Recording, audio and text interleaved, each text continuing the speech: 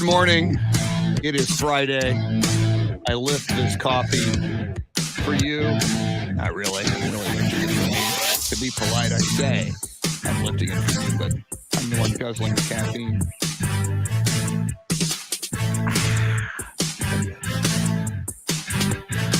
Dave Oehler, his final Friday with us before defecting, before abandoning us. See, so Shannon's back in the studio. I got to remember to mute the mics correctly. It's always different. I got my coffee. I got my hand sanitizer because, you know, God knows who's been in the studio, touching these keyboards, touching these microphones. I'm just saying. Woo! Woo!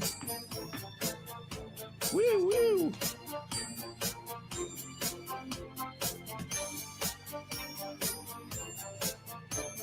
I see 3 of you in here early. Whoever you may be, good Friday morning.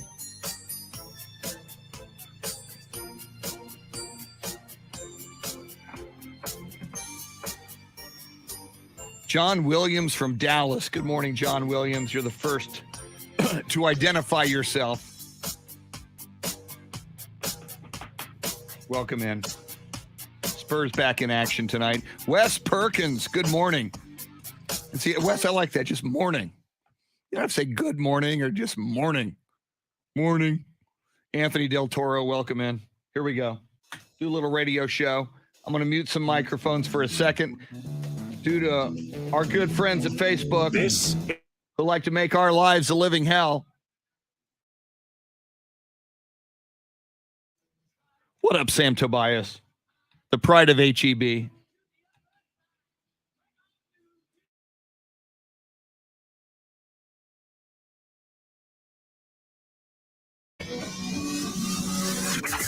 Now, Chris Duel.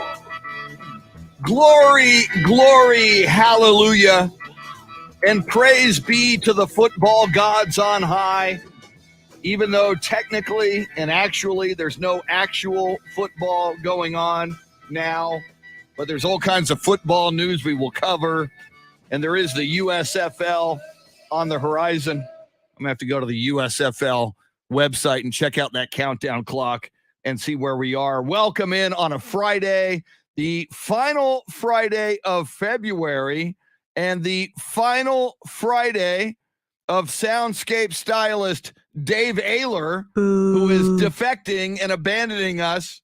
He's a traitor. He's a turncoat. He would rather be in St. Louis, Missouri than Austin and San Antonio. But that's all right. We will forgive him. I eventually forgave Kawhi. I just don't know if I'm going to forgive him today. That took, wow. When did he do his thing? 2017? It took me about 4 years. I got over that in about 4 years. I've got girlfriends that are still holding the grudge longer than that. Yeah, very nice. Yes. Woo. So before we talk to Dave Oehler on this final Friday, Shannon Salty Sweeney, you just told us something in the notes in the private chat before the show began. You are off to partay in a partay cité after the show today. You're in for a very cool weekend. What's up? I am going to the airport almost immediately after today's show. So I'm going to be busy during the breaks trying to get everything done so I don't miss my flight, because who knows what the airport's looking like today. But I'm going to Vegas. Have not been to Vegas since I was 20 years old. I was with my family. This is going to be completely different. I am now legal. Yes. I am going with some girlfriends. Yes. We are going to a Shania Twain concert. We're going to a Gordon Ramsay restaurant tonight so I can get my beef Wellington. There it is. There it is. Put it on repeat. Feeling hot. Chris, I'll just go ahead and let you know Monday is not going to be a fun day for me. But that's good, though. Of our Vegas trip, and so I don't get back until 10:40 p.m. on Sunday night. That's when my plane is supposed to land, and so then all the other airport things have to go right. You know, we have to for starters take off on time, and then I've got to do the whole thing, get to the car, and get myself home. So Monday's gonna be rough. Hopefully I'll have some fun stories Yeah. to tell, but I don't know how much sporting I'm going to be able to do on Monday, but I'll do my best. I'll give it a good college try. Cause I'm hanging But out see, with that's Shania one of this those weekend. things. Exactly. If Monday's rough on you because you were in Vegas all weekend, that's almost like a badge of honor. It's like, you got a headache, you're dehydrated, you're hungover, you got to muddle through the work day, or at least the work morning, or and then there's always, we don't want to miss you, and that'll be Dave Oehler's final Monday. Right. You could always call in sick and say, hey man, I did Vegas, but we would have more fun with you if you show us and give us the gory details. I love the fact that the last time you were in Vegas, you were not of legal age. You were 20, not yet 21, and you were with the parents. Yeah. And this time, you're coming with girlfriends, and you can do anything you want now. It's going to be this almost sounds like a movie in the making. Women, girlfriends from Texas hopping on a flight to Vegas for the weekend in February, where it's freezing cold in Texas, but I'm sure in the desert in Vegas, it'll be very, very comfortable. And all of it. And for you, a first time to have absolute autonomy and do whatever the heck you please in Vegas. I smell a movie script. Take a lot of notes. Yeah, the first trip was to see Justin Timberlake. It was over the Thanksgiving break because he was going to be in Texas while I was in the middle of college finals. So wanted to be able to see him. It became a family trip. We had Thanksgiving there. It was a lot of fun. That was actually that crazy Iron Bowl game that year between Auburn, where the last minute punt return for a touchdown. And so you walk onto the floor of the MGM Grand and people are going insane. But again, I was 20 and I was 2 months away from turning 21, which would almost made it worse because I was so close. But this is going to be a different experience. And luckily for me, I'm working morning radio. I can do a show this morning and hop on a flight. I land in Vegas today at just after 1 p.m. Vegas time. And then we don't leave till 6:30 p.m. on Sunday. So for a quick and short trip, I think we've got a lot of time to do a lot of stuff and have a lot of fun. So I'm very much looking forward to it. And as an old man, Shannon, I appreciate that you and your young friends are going to go see Shania Twain. That's a cool.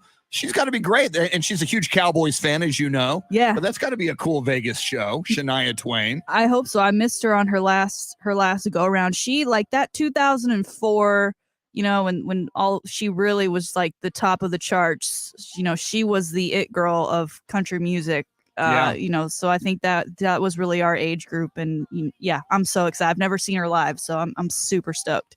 And I've never seen a Vegas residency either. Yeah. And I feel like those are different than just a tour that goes around the country, right?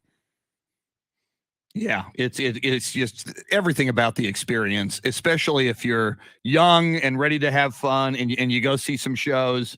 And again, Gordon Ramsay, you're going to go have some great meals. It's just, it's even though it is now kid friendly and none of us, the three of us, don't have kids, so we're not that into that. But it is an adult playground. It's probably the ultimate adult playground in America. So very, very cool. All right, let's turn our attention to the short timer, Dave Oehler. 17 or 18 years you've been in San Antonio? Just almost 18 and a half. It would 18 be and a half. It'd be 19 in July. So you could your time in San Antonio could legally vote now. You can't drink yet, but you could legally vote again. And again, I will forgive you sooner than I forgave Kawhi Leonard. But Kawhi Leonard abandoned the city of San Antonio and the Spurs. You are abandoning the city of San Antonio and Austin. You're abandoning two cities and all of Central and South Texas. And instead of the Spurs team, you're leaving the, Chris and Salty team and WOAI, where you do a lot of work. So, and for people who weren't around when we broke the story a few days ago, you are going to a legendary radio station, KMOX, in St. Louis. Jack Buck, father of Joe Buck, made his legend there. Bob Costas, as a kid out of Syracuse, was broadcasting Spirits of St. Louis games on KMOX as they played the San Antonio Spurs in the ABA. It's for people in the radio biz, KMOX is a big, big deal. And you went out there this week to check out the building and meet your new coworkers. What was that like? It was great. I went there yesterday. I was there, I'm sorry, Wednesday morning, and spent about 4 or 5 hours there meeting everybody. It's nice people. Found out that I will have the Cardinals manager on my show every Wednesday at 12:30. Cool. The season starts. That'll be really cool. Well, if they start winning, you'll have to get him on this show. We'll say, Dave, can you get us the? They're in first place. Could you get us the Cardinals manager? I'm sure for a fee I can make that happen. And you'll say, and you are. I'm sorry. I don't do that small town Cook School show anymore. I'm in St. Louis, baby. We got many major sports. And the biggest thing was I had to make sure I could find the building because they're not where I thought they were. He gave me the address. I go, this isn't where they were here when I was here. But I found it. And now good neighborhood. Now I've heard St. Louis, there's some rough neighborhoods. Oh yeah. Good neighborhood or bad neighborhood for the radio station? It's kind of average. It's about 2 blocks away from where the Blues play at the Enterprise Center. About a mile, but probably less than a mile away from Busch Stadium in the center of downtown. It's about 3 blocks away from the MLS stadium they're building for the MLS team. That another starts next town year. that has MLS soccer, and we don't in San Antonio. That's right. Austin, and now St. Louis, and yeah. Well, they don't start playing until next year. So okay. 2023. So I'll hold my bitterness against St. Louis for another year. So your last day with us will be Wednesday. Is that official? Wednesday the 2nd. Yes, that's official. And you are working on this show that day. As far as I know, yes. Nobody's told me the schedule for next week yet. All right, Shannon and I will have to plan something, either a roast or God knows. So it'll just be like a regular day then. Yeah, exactly. Yeah, right. A lot of attitude and a roast. Monday. Now, Shannon, I'm noticing Amber on the live video feed right now via YouTube is telling you to bet 13 black on the roulette table when you go to Vegas today. No, I didn't even bring that up. See, and my wife and I, we go to Vegas. We don't gamble because every time I gamble, I lose everything immediately. So we just go to shows, most notably. And when you go by the Mirage, Shannon, think of me. You'll see the Beatles you'll see the 4 Beatles on top of the Mirage Hotel in Las Vegas. We've seen that show about 7 times, and we don't gamble. We just go to shows and eat and drink. What about gambling? Are you going to gamble in Vegas? And if you are, what games will you gamble at? So my friends and I were texting about this yesterday because none of us have ever really gambled before. We each are bringing some money that we've got set aside to say, all right, this is what I'm willing to part ways with. So we're trying to figure out what it is we're gonna do, and you know, I wish it was still football season because I'd love to place some actual bets on games. You know, we make our picks all the time. I'm like, well, we never put money on them. What if I actually did at one point? But one of my friends, you know, since we're talking MLS, her boyfriend said, hey, Austin FC is like a 10K to 1 on winning the MLS because they're not projected to do all that well in their second season. So just put a couple bucks down in case the craziness happens and they do go all the way. So maybe that's something if I look into sports. My first trip to Vegas, Shannon, and be careful about this. I was probably 25. I was living in Los Angeles, and you can drive from LA to Vegas. And it was one of those things we were like at a club at like 10 o'clock at night. And when you're 25 and living in it, someone said, let's go to Vegas. Yeah, let's go. So we all hop in a car and we go to Vegas. And so I had never gambled before, and I'd never been to Vegas before, and I'd never gambled before at a casino. So I go up to a slot machine and I start putting some quarters in, and this guy walks up to me who was with our group. His name was Chris Aguia, and Chris goes, dude, don't do quarter. You got to put dollars in the slots, because if you want to win money, you're not going to win any money at quarter slots. You got to go. So I went, I had a 20, I exchanged it for 20 silver dollar coins, and then I put one in a slot. He goes, no, you got to do 3 at a time. You want to win your maximum amount of money. So I put in three coins in the slot machine, and it went ding, ding, ding, ding, ding, ding, ding, ding, ding, and all this money starts flying out, like $800, Shannon. Ooh. in the first 3 minutes in Vegas, $800, and I'm like, yes, this is my city. I have found my paradise. About 47 minutes later, Shannon, that $800 was gone because I kept going, whoa, this is easy. Let me do it again. I'll just make all my money right here. And I kept loading up slot machines. And he was showing me, if you're really a pro, you load this machine and this machine and this machine and then you pull this one and pull this one and pull that. I think now you press buttons, but this was the 1980s when you pull the lever. I was broke with it. The worst thing that ever, and then the whole trip I thought, okay, I can get this back. So I'd go to my ATM. Let me get another 40. I didn't have a lot of money. Let me get another $40 out of the ATM. I can get this back. Oh, damn. I lost it. Okay. How much money do I have left in the ATM? 60? Okay, let me get that. I can get this back. On the way home, we were all broke. We had no money. We barely had the gasoline to get back to Los Angeles from Vegas. And I remember pulling somewhere like Barstow, California in the desert or something. We pulled into a convenience store and we were digging underneath the seats of the car to find coins so that we could get a Coke and get a soft drink because we were parched. Yeah. So if you win early, the smart people say if you win a big amount of money, either walk away or like take 20% of that or more, put it in your pocket and say, I am not going to gamble that money no matter what. But I was an idiot. And since then I've had nothing but bad gamble. That's why I don't gamble anymore because I suck at it. Well, I'm going to try and be on my best behavior. And I know that the phrase is what happens in Vegas stays in Vegas. Not for me. I'll be tweeting about it. I'll be Instagramming about it. So you can follow me at Shannon B. Sweeney. And I'll also need some followers because who knows, maybe I'll need a Venmo if I end up like Chris here and need money to get back home. Like, listeners, do you want me back on the radio on Monday? Because I don't have a way to get there. I've gambled all the way. I kind of feel like it's not your fault that happened, but your friend who got you started and got you pulling all of the different levers. And that's on him. But see, I was stupid enough I got really lucky quickly, and I was just stupid enough to believe I can do that. Yeah, I'm blessed. I'm special. Wow.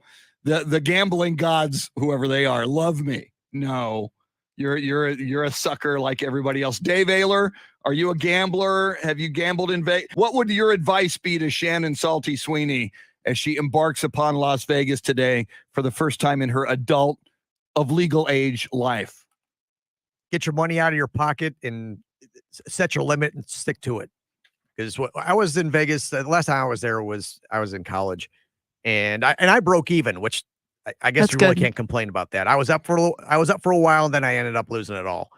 So but I still walk home. I still walked out of there about even. So you were smart, unlike idiot over here. So and problem with me with gambling is that I can't sit in one spot for very long. So I kind of get bored with it and kind of move on.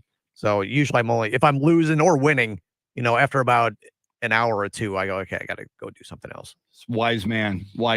The sports books, though, Shannon, you saw them last time you were there. They're just, it's like mission control. Yeah. All these TVs everywhere, odds on the board. So you're going to have a blast. And I love that you're going to Instagram, TikTok, tweet, all of the above. And anybody who find Shannon at Shannon B. Sweeney. That's pretty much on every account, right? TikTok, Twitter. If they go Shannon B. Sweeney, they'll find you. You got it covered. There you go.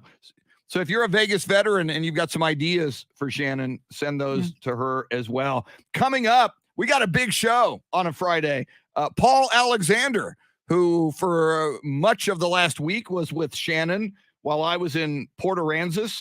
Paul, we love to grab him on a Friday to kind of just get us ready for the sports weekend to talk football and more. So Paul's going to join us in about a half an hour, just a little over an hour, top of the hour. Also in the 7 o'clock hour, Shannon's Salty Shakedown, sports history, sports birthdays. You can join us on the live video feed. I see Taro Kotani, the greatest international Spurs fan, who we got some breaking Taro Kotani international Spurs fan news that maybe we'll break later in the show, which is kind of cool. Welcome everybody on the live video feed. Join us on the phone lines, 800-707-9760. He's Dave Oehler. She's the salty one. I'm Chris. Till 9 on the Chris Duel Show.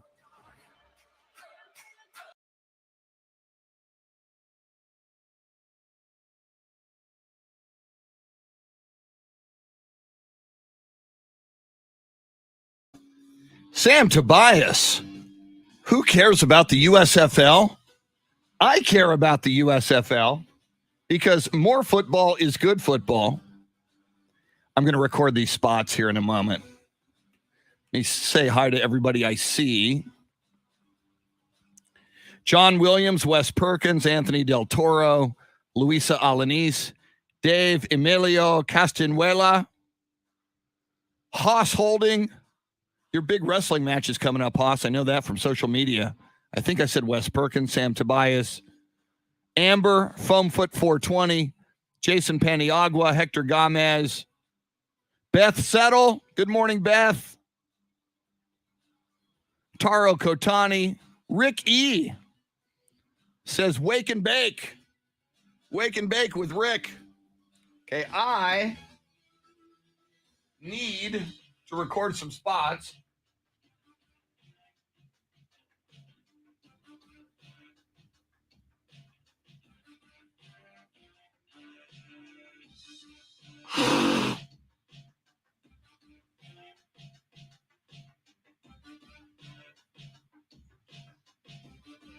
All right. Good morning, Jason Garcia.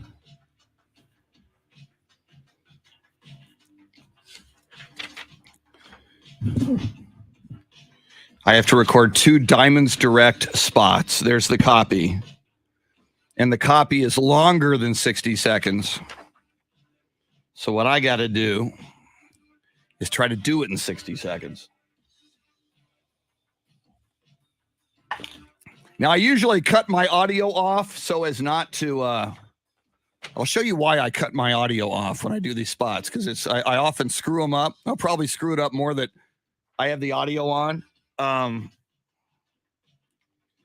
again, I don't think you need to listen to somebody recording radio spots during a break, but I'm do it now because it's Friday.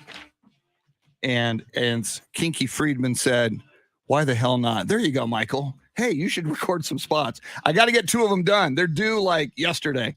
Only I got the email yesterday after I left the studio, so I couldn't get them done. So, okay, let me do that. Get this down. I got to do 2. And I need to get these in 60 seconds. Good luck with that. So here we go. File, new, click. All right. I need 60 seconds. So I don't normally talk this fast, but I'm trying to get as much of it in as I can in 60 seconds. That's why I'm flying through it. So let's see how much I screw up. If I keep screwing up, I'm just going to turn the microphone off so you don't have to deal with it. Here we go. One thing that really makes Diamonds Direct stand out from any other jewelry store is the education you get. These are not clerks behind a counter. These are seasoned pros. They know everything there is to know about diamonds, and they'll take the time. See, you screw it up once, you got to start it over. Woo! Let's try that again. They take the time. Here we go. I'm going to run out of time in this break here. One thing that really makes Diamonds Direct stand out from any other jewelry store is the education you get. These are not clerks behind a counter. They're seasoned pros. They know everything there is to know about diamonds, and they'll take the time to teach you in a way that is transparent, informative, and useful. They'll even teach you how to buy like a dealer buys. They'll show you the inside secrets of the diamond industry. They'll show you how diamonds are priced and graded on the world market and how you can maximize your budget. This is all done in a relaxed, no pressure, no expectations kind of atmosphere. They know most guys don't know a lot about diamonds, so they're committed to teaching you, not selling you. And they're going to absolutely guarantee you the best, lowest price, not just here, but anywhere in America. I am telling you, if you are diamond shopping, Diamonds Direct is the place to go. It's a no-brainer. The education you want, the selection you need, the price you deserve, zero risk, zero pressure. Diamonds Direct, directions and store hours at diamondsdirect.com. All right, I got to do one more.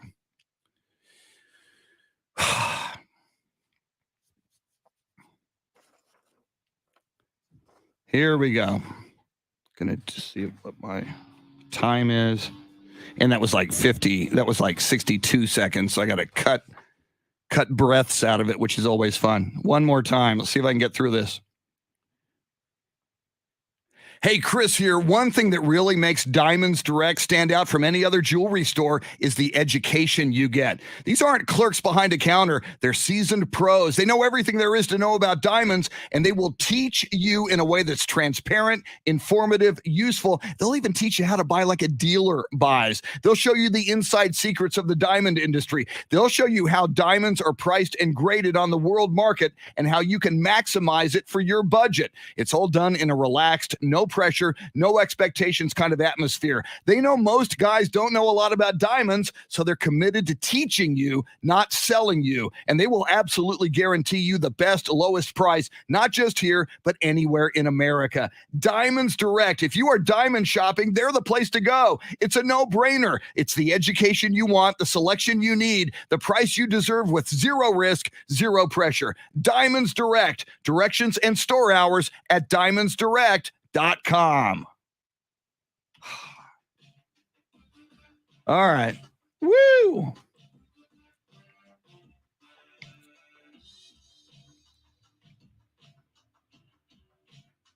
Done. Now I just have to edit those down to 60 seconds because they're a little long.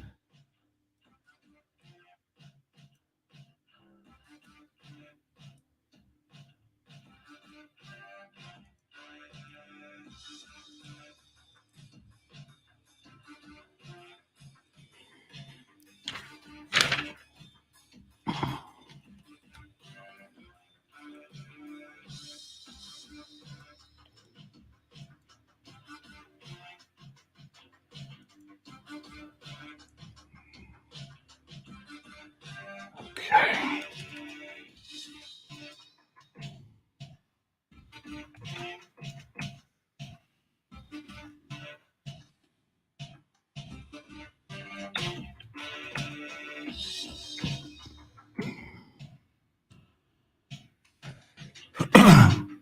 Coffee.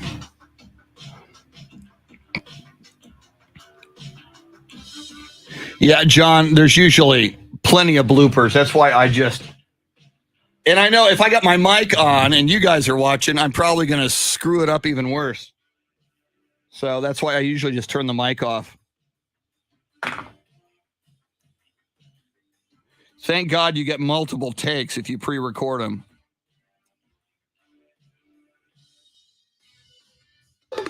Jesse Bratton, good morning. Thank you, Jason Paniagua. You're too kind. Bill Brendel.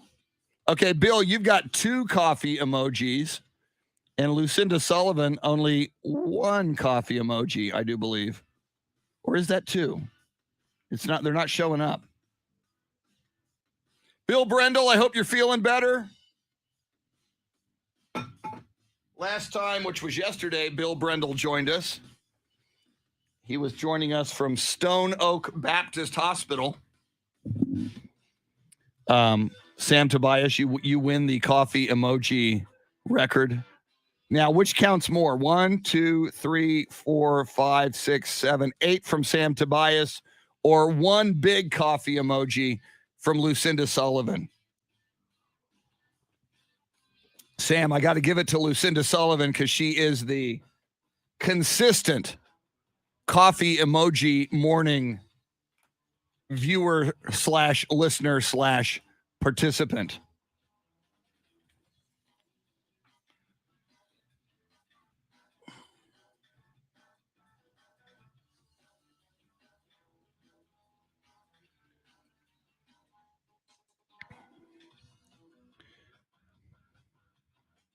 Jesse Bratton, good morning. Anthony Del Toro, why don't you just use all the same spots? They all sound the same. That's a good idea. They do sound the same. Part of that's on me. I should make them sound different.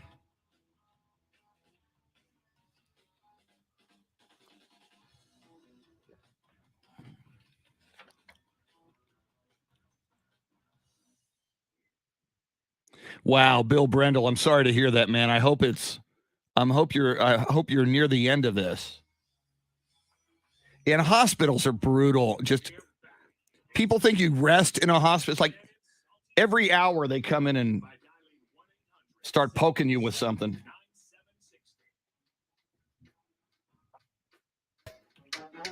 Welcome back. Welcome back.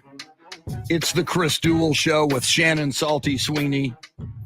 Shout out to Bill Brendel, who just joined us on the live video feed as he did yesterday from, I believe, Stone Oak Baptist Hospital. So hope you're feeling better. Hope you're on the road to recovery, sending you healing energy.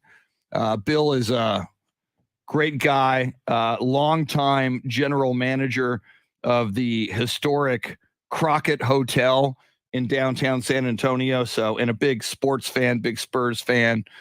And I think a St. Louis Cardinals fan as well. Dave Oehler, as he should be. Have you ever interacted with Bill Brendel? No, I never have. You're going to have to, I think he's from the St. Louis area. I think he's a big Cardinals. What is the deal with all these St. Louis Cardinals fans? I know another guy in San Antonio, James Cox, see, you've got roots to St. Louis. Scott Manziera, who used to work where you're sitting and went back to St. Louis and abandoned us, has St. Louis roots. I think Bill, when you're from San Antonio and your team is the St. Louis Cardinals and not the Astros or even the Texas Rangers, I don't know, man. It's like you being a Pittsburgh Steelers fan. Why? Our big boss man, Brian Gann, he's the Cardinals fan, although he's from Sullivan, Missouri. Okay, which is a little ways outside of St. Louis. If the boss man's of St. Louis, I better stop dogging St. Louis Cardinals. And Russell Rush from down the hall at Now, our top 40 station, he's a Cardinals fan. He's from Iowa, so he grew up in the Midwest. Now, okay, how far away is St. Louis from wherever Ozark is supposedly takes place? That's about 4 hours. Okay, have you ever been to that area of? Okay, yeah, I haven't been down there in a long time since I was a kid, probably 10 or 12 years old. But that's a big vacation spot for people in St. Louis. They all have lake homes down there. Very cool. So, are you an Ozark fan? I've never seen the show. Whoa, being a Missouri dude, you're not an Ozark fan? I've never seen it, so I can tell you if it's. I know a lot of people do like it. Yeah, they say it's a great show. It's quite good. It's quite good. Is there only like one or two more seasons left of that show? I believe so. Shannon, do you watch Ozark at all? I do. I enjoy it. It is kind of a hard watch. It's super dark, both visually and emotionally. This is the final season, but they're doing it in parts. So part one of the final season, which I think is the 4th season, is out right now. I'm not finished with it quite yet. Again, I have to be in a particular mindset to watch those episodes. Yeah, I'm still on like season 2. It's like Ted Lasso. I like it. I like Ozark. I like Ted Lasso, but it's like I'm way behind. I got to catch up. So, all right, there's that. St. Louis Cardinals fans. And you will be getting us the St. Louis Cardinals manager on the show, Dave, if they're any good. And they're always good. They're always knocking on the door. If it turns out like they should be go deep in the playoffs. I don't know if they'll make the World Series, but it's possible. All right. We shall see. Coming up, Paul Alexander at the top of the hour. All things football, all things sports. Paul did, as he always does, with Shannon, a great job the last several shows in the last week. As I was out, I always appreciate Paul and Andy Everett for answering the call and diving in here and doing a great job as they do. So Paul's going to join us.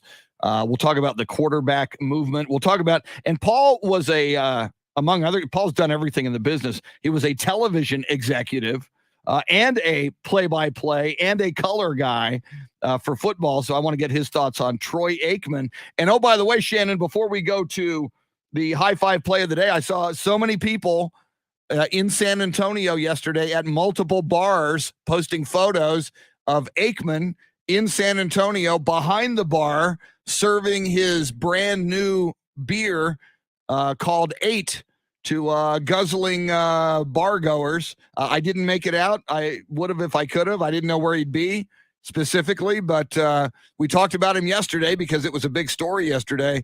But on the same day that the big ESPN story breaks, Troy Aikman behind bars in San Antonio, as you mentioned, he was just up in Austin at Cover 3 serving his beer. That's pretty cool. You know what? Someone should take advantage of how hot his name is right now and lead with the headline, Troy Aikman behind bars in San Antonio, and see how many clicks you can get for that. That's great. I like great it. Stuff. Troy Aikman, but did you just come up with that? That's brilliant. I heard you say it, and I was Troy like, Aikman behind bars in San Antonio. if you were to take out the context of the beer and him playing bartender, that I think you'd get a lot of clicks right now. Absolutely. Troy Aikman behind bars in San Antonio. Brilliant. I like it. All right. And we'll talk Aikman and more with Paul Alexander in less than a half an hour. But right now, we do this every morning at this time because we just like it. It's the right thing to do. It's a happy, positive thing to do. So much sports talk radio is criticism or angst. But enough about my Kawhi Leonard. But I'm beyond that now. I'm all over that. It's all good. Now I just have to forgive Dave Oehler for abandoning us, and I'll be good with everybody. So, thank you. There's my buddy.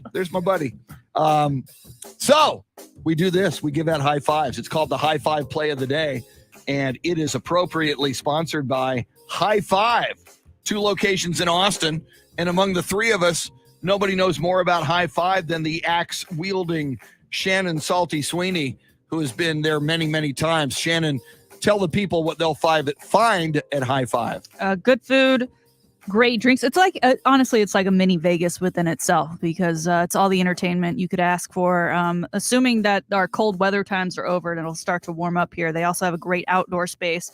The location on Anderson Lane, giant checkers, giant dominoes, and little old-fashioned cornhole. I've gotten really into cornhole whenever I can get people to play with me.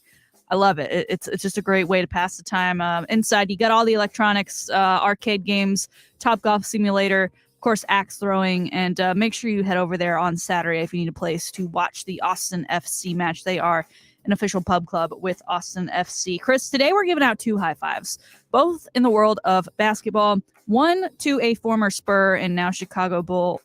He has had quite the season since making the move to Chicago. He's a standout. He's an all-star, in fact. And now he joins a list of very elite company. DeMar DeRozan is now the 7th player in NBA history with 8 straight 35-point games.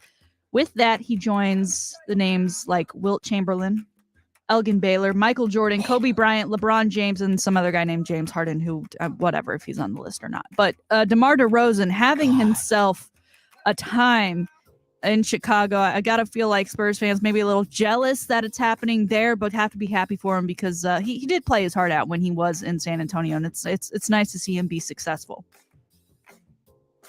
I darn near love DeMar DeRozan. I'm as you mentioned, Shannon, I'm happy for him. In fact, his line last night, which put him in that rarefied fraternity that you outlined, Bulls beat the Hawks last night at the United Center, 112-108. DeMar DeRozan, 37 points last night, 6 rebounds and 3 assists. And it is a little weird, Shannon. I love DeMar DeRozan. He is a very good man on all accounts. I find him a very courageous man.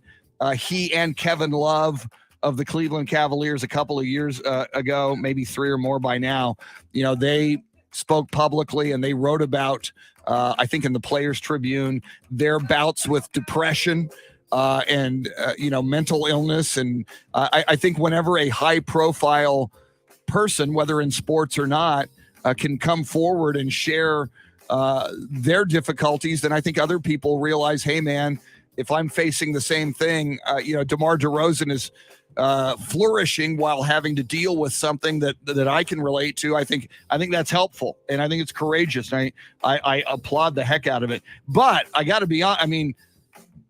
Where was this last year and the year before that and the year? He was very good in San Antonio, but he wasn't in Kobe Bryant, Wilt Chamberlain, Michael Jordan stratosphere, and now he's had a heck of a year. I am. There's just this little twinge of me as a Spurs fan saying, dude, I would have really enjoyed this here. But I am happy for him, and I hope he continues to just have the greatest year of his career. It's way cool. I would say one of the differences there is that the Spurs being in the Western Conference versus the Bulls in the Eastern Conference. Right, the Bulls are number 1 with 39 wins. Meanwhile, the Suns number 1 in the West with 49 wins. I've always considered the West to be a little bit more dominant as far as overall teams and challenges. All right, our second high five today, we're going to keep it in basketball, but we're going to move down to the collegiate level. Caitlin Clark, an Iowa Hawkeye basketball player. Last night in their game, she scored 32 points, giving her a total of 1,504 points in her 56-game career. She's only a sophomore, so this is her second season with the school, but that makes her now the fastest Division I player, men's or women's, to reach that 1,500 career point mark over the last 20 seasons. As we said, she scored 32 last night. Chris, this season she's averaging 27 points. That's up by not even a full point, because last year, her freshman year, she was averaging 26 points a game. She's only a sophomore, and she because women's game, you don't have a lot of one and dones, right? They tend to stay the full run. So who knows what other records she's going to be able to break in her junior and senior year. Well, and I was wondering, and I've heard her name a lot, especially this year, Shannon, and it's a name to remember, Caitlin Clark. So, and I was thinking to myself, okay, why did she go to Iowa? Most female basketball players who are the best of the best, they want to go to UConn, or they want to go play for Kim Mulkey, yes, who used to be at Baylor, but now she's at LSU. And then so I Wikipedia'd Caitlin Clark. She's from Des Moines, Iowa. Yes, so I imagine, she's staying home essentially in the home state to play for the Iowa Hawkeyes. So it's kind of cool. You would think, Caitlin Clark, you think of a male or female basketball player, maybe coming from a big city, coming from LA or New York or Detroit or something. For Caitlin Clark to it's almost like Field of Dreams, Iowa, to rise up from Iowa, to be from Des Moines, Iowa, and then to go to Iowa and have this level of success, I think it's pretty cool. Yeah, she's 6 feet tall. Number 22, Caitlin Clark. If you happen to see some Iowa, I'm sure with the stats like hers, they'll be featured in the tournament come tournament time. So make sure we watch out for her and see what else she's got up her sleeve. Her stats are incredible. And pretty cool that both men's and women's, she's now the fastest to reach that mark. And it makes you wonder, as you mentioned, Shannon, there's not a lot of one and dones or anything like that in women's basketball. Caitlin Clark is 20 years old and a sophomore, as you mentioned. But, now everybody knows her name in the world of sports, and certainly in women's basketball. I'm going to be fascinated after this season, because obviously women in the WNBA don't make as much money, even a fraction of the money, as men do in the NBA. But you're making, compared to people getting other gigs coming out of college, you can make some pretty good money in the WNBA. And, Becky Hammon, who will be coaching the Las Vegas Aces at the end of this season and moving into next season, she and so many other women in the WNBA would play the WNBA season here, then go to Europe, and in Becky's case, even go to Russia when they weren't at war, and make even more money and kind of play year round. It's going to be interesting to see Caitlin Clark. Do you stay at Iowa for another year or two? Do you play your full 4 years of eligibility at Iowa? Or do you go make some money? In the era of NIL, yes, Shannon, it seems like she could stay at Iowa and get TV commercials. And if I'm Nike or Adidas or any kind of an athletic company, I am going to try to sign Caitlin Clark yesterday and start doing commercials. Yeah, this takes me back to the tournament last year when I think her name is Sedona, I believe that's how you say it, the Oregon player who became really popular on TikTok just for her TikToks alone, but then she was the one kind of reporting and showing off the women's facilities and what they were having to deal with in their bubble versus the men's bubble.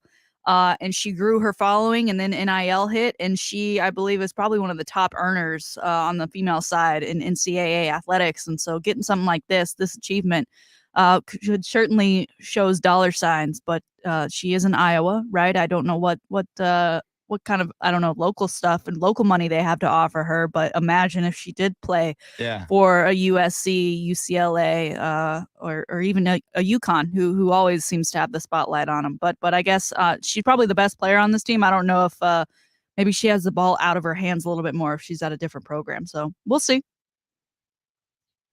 And again, that's something else to watch. And I don't know, and I'll pull it up and we'll look at it. But Iowa, in the women's tournament, when you've got a star like this, you've got to wonder, when they move into conference play, if Iowa and if she can okay, they're number 21 in the country. They're 19-7. They're 13-4 in the Big Ten.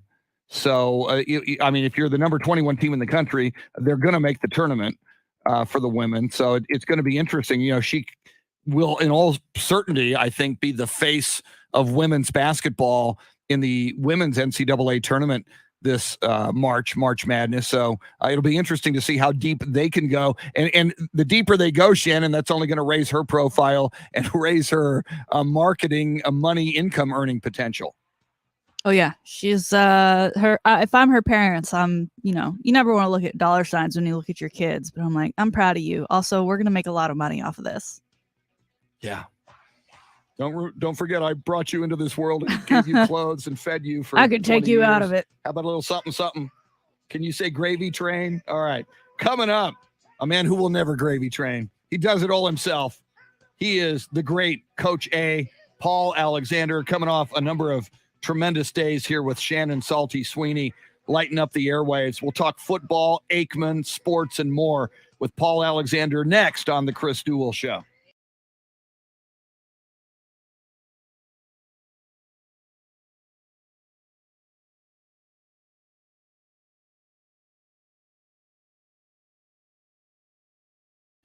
Woo! Yeah, Louisa. In fact, I think Michael Bartlett on Spurs Radio started calling DeMar DeRozan the star, the chosen, which I thought was very, very funny. And then when he was winning some games late in the game, we called him the star, the closin'. And he's been the closer lately for the Chicago Bulls. Let me find my Paul Alexander photo.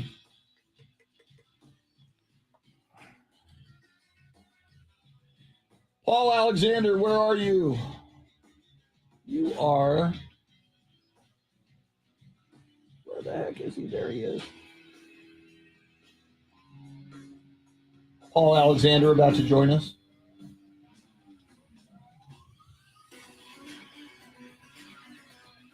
Yeah, I thought that was I love that nickname. O.M. Garcia, good morning.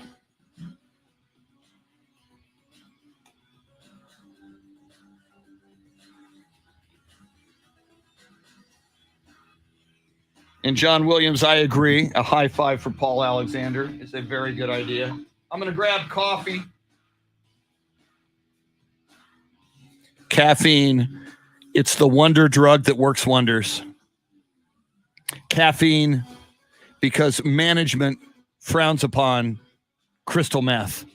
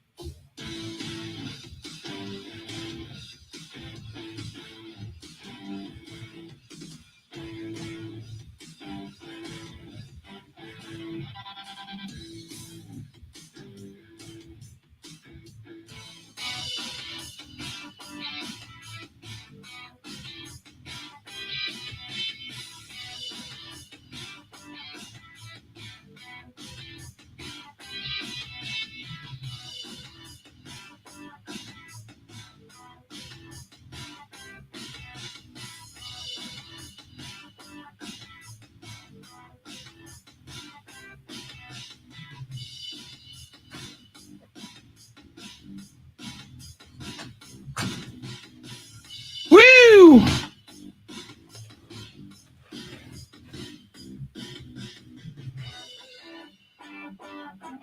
Hey, Louisa, I'm just seeing this, that it's your birthday.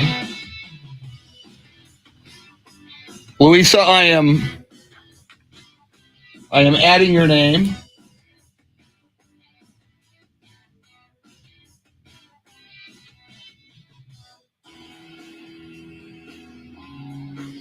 Louisa, I am adding your name to our sports birthdays.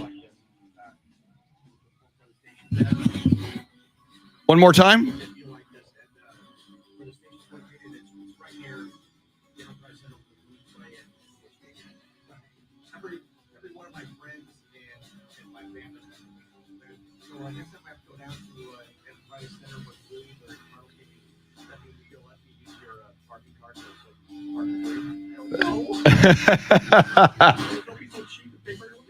Exactly. That's funny.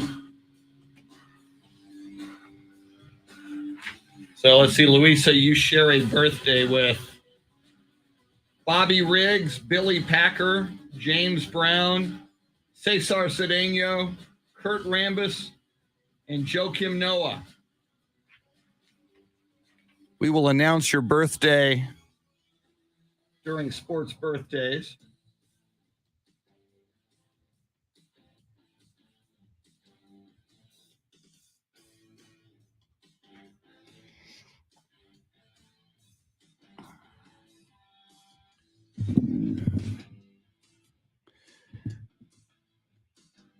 Jason says Coach A did awesome with Pitt, a.k.a. Anthony Pittman, on Monday.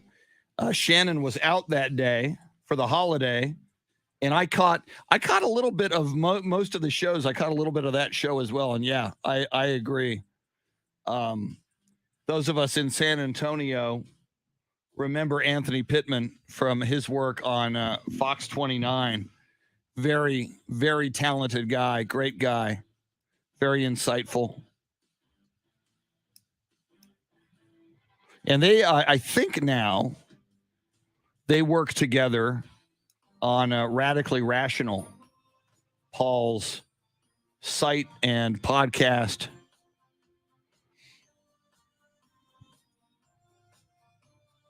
Oh, I got to check something.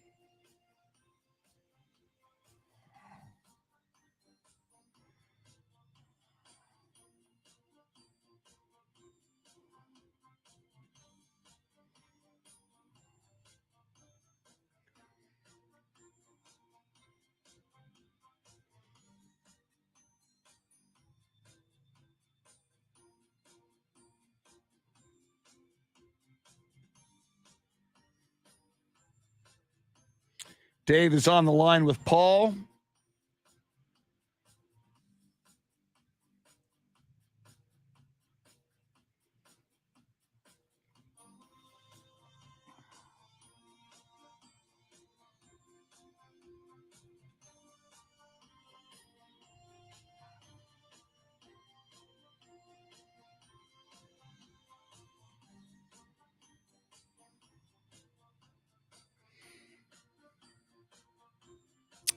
Yeah, we had that discussion, Louisa, and Paul and Anthony aren't used to the software to fire this off, which is called StreamYard for the live video feed. So just to simplify things, it was up to them. And Paul was all for it. Thank you. If it could have been set up for them in advance. So I don't know how that played out, but apparently it didn't happen. That would have been cool.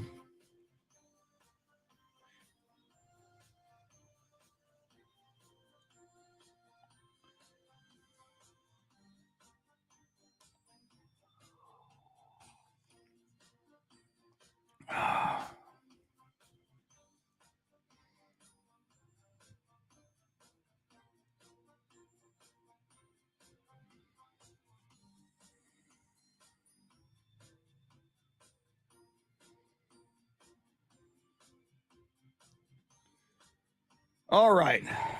Paul Alexander, seconds away.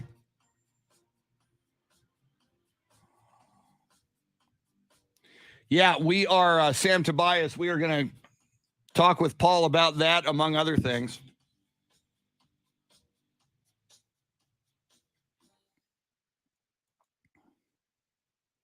Very cool. Jason, thank you for listening. Finding the show any way you had to find it on Monday. We appreciate that. I'm going to mute these mics for a sec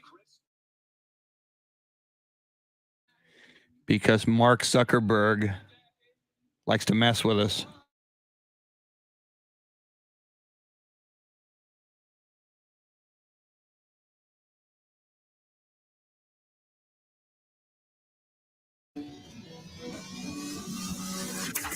Now, Chris Duel. It is Friday. It is the final Friday of February. It is a freezing Friday in most of our listening area. And since the summertime, we've called every Friday a football Friday. And we're still going to call this a football Friday because there's a lot of stories out there that are still associated with the greatest game on the face of this earth, football. Now, we like other sports. We like basketball. We like baseball. We like soccer. You name it, we like it. We're all about sports talk, but we love football. And there is no better man to talk football with in America than Coach A, Paul Alexander. His website, radicallyrational.com. Absolutely outstanding, especially at a moment like this in international history. Paul's insights on what's going on with Russia and Ukraine, in addition to sports, just spectacular. Coach A, Paul Alexander, how are you doing this morning? Chris, good morning. Always great to talk to you. And you said football, so that got me fired up. And before I and Shannon proceed with you, Paul, just a huge thanks to you. So many of the shows in the last week, it enabled me to go on vacation. And you commented, I posted some photos and I said, thank you, Port A. I should have also added, thank you, Coach A, because you and Shannon and Jeremy and Dave just did a great job. A number of times I would wake up in the morning at Port A and just roll over and turn on the iHeart radio app and heard you and Shannon. And at one point, Anthony Pittman, he was great as well, going after it. And you guys were just fantastic. I can't thank you enough.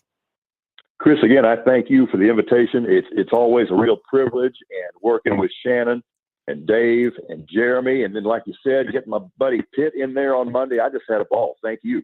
Well, just tremendous stuff. And Shannon and I were talking about it a lot yesterday, Paul, and we really wanted to get your take on the Troy Aikman news. And you, not only are you a football guru, but you've done everything in broadcasting, including you were a television executive.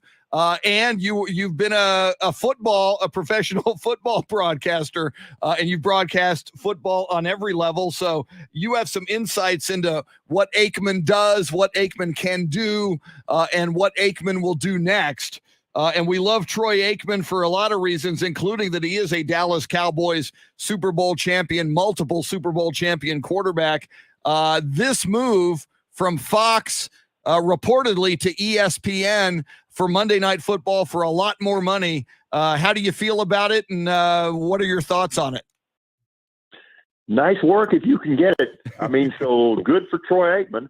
You know, I've never understood the group of people who don't like Aikman as an analyst, just like I don't understand people who have a distaste for Joe Buck.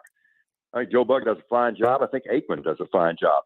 Every analyst, in my opinion, has a different strength and a different area of real expertise. And I think where Aikman excels, he does a better job of analyzing the quarterback position than anybody else out there. So I'm happy for him. I'm a little bit surprised, but he's at a point in his life where maybe he needs a new challenge.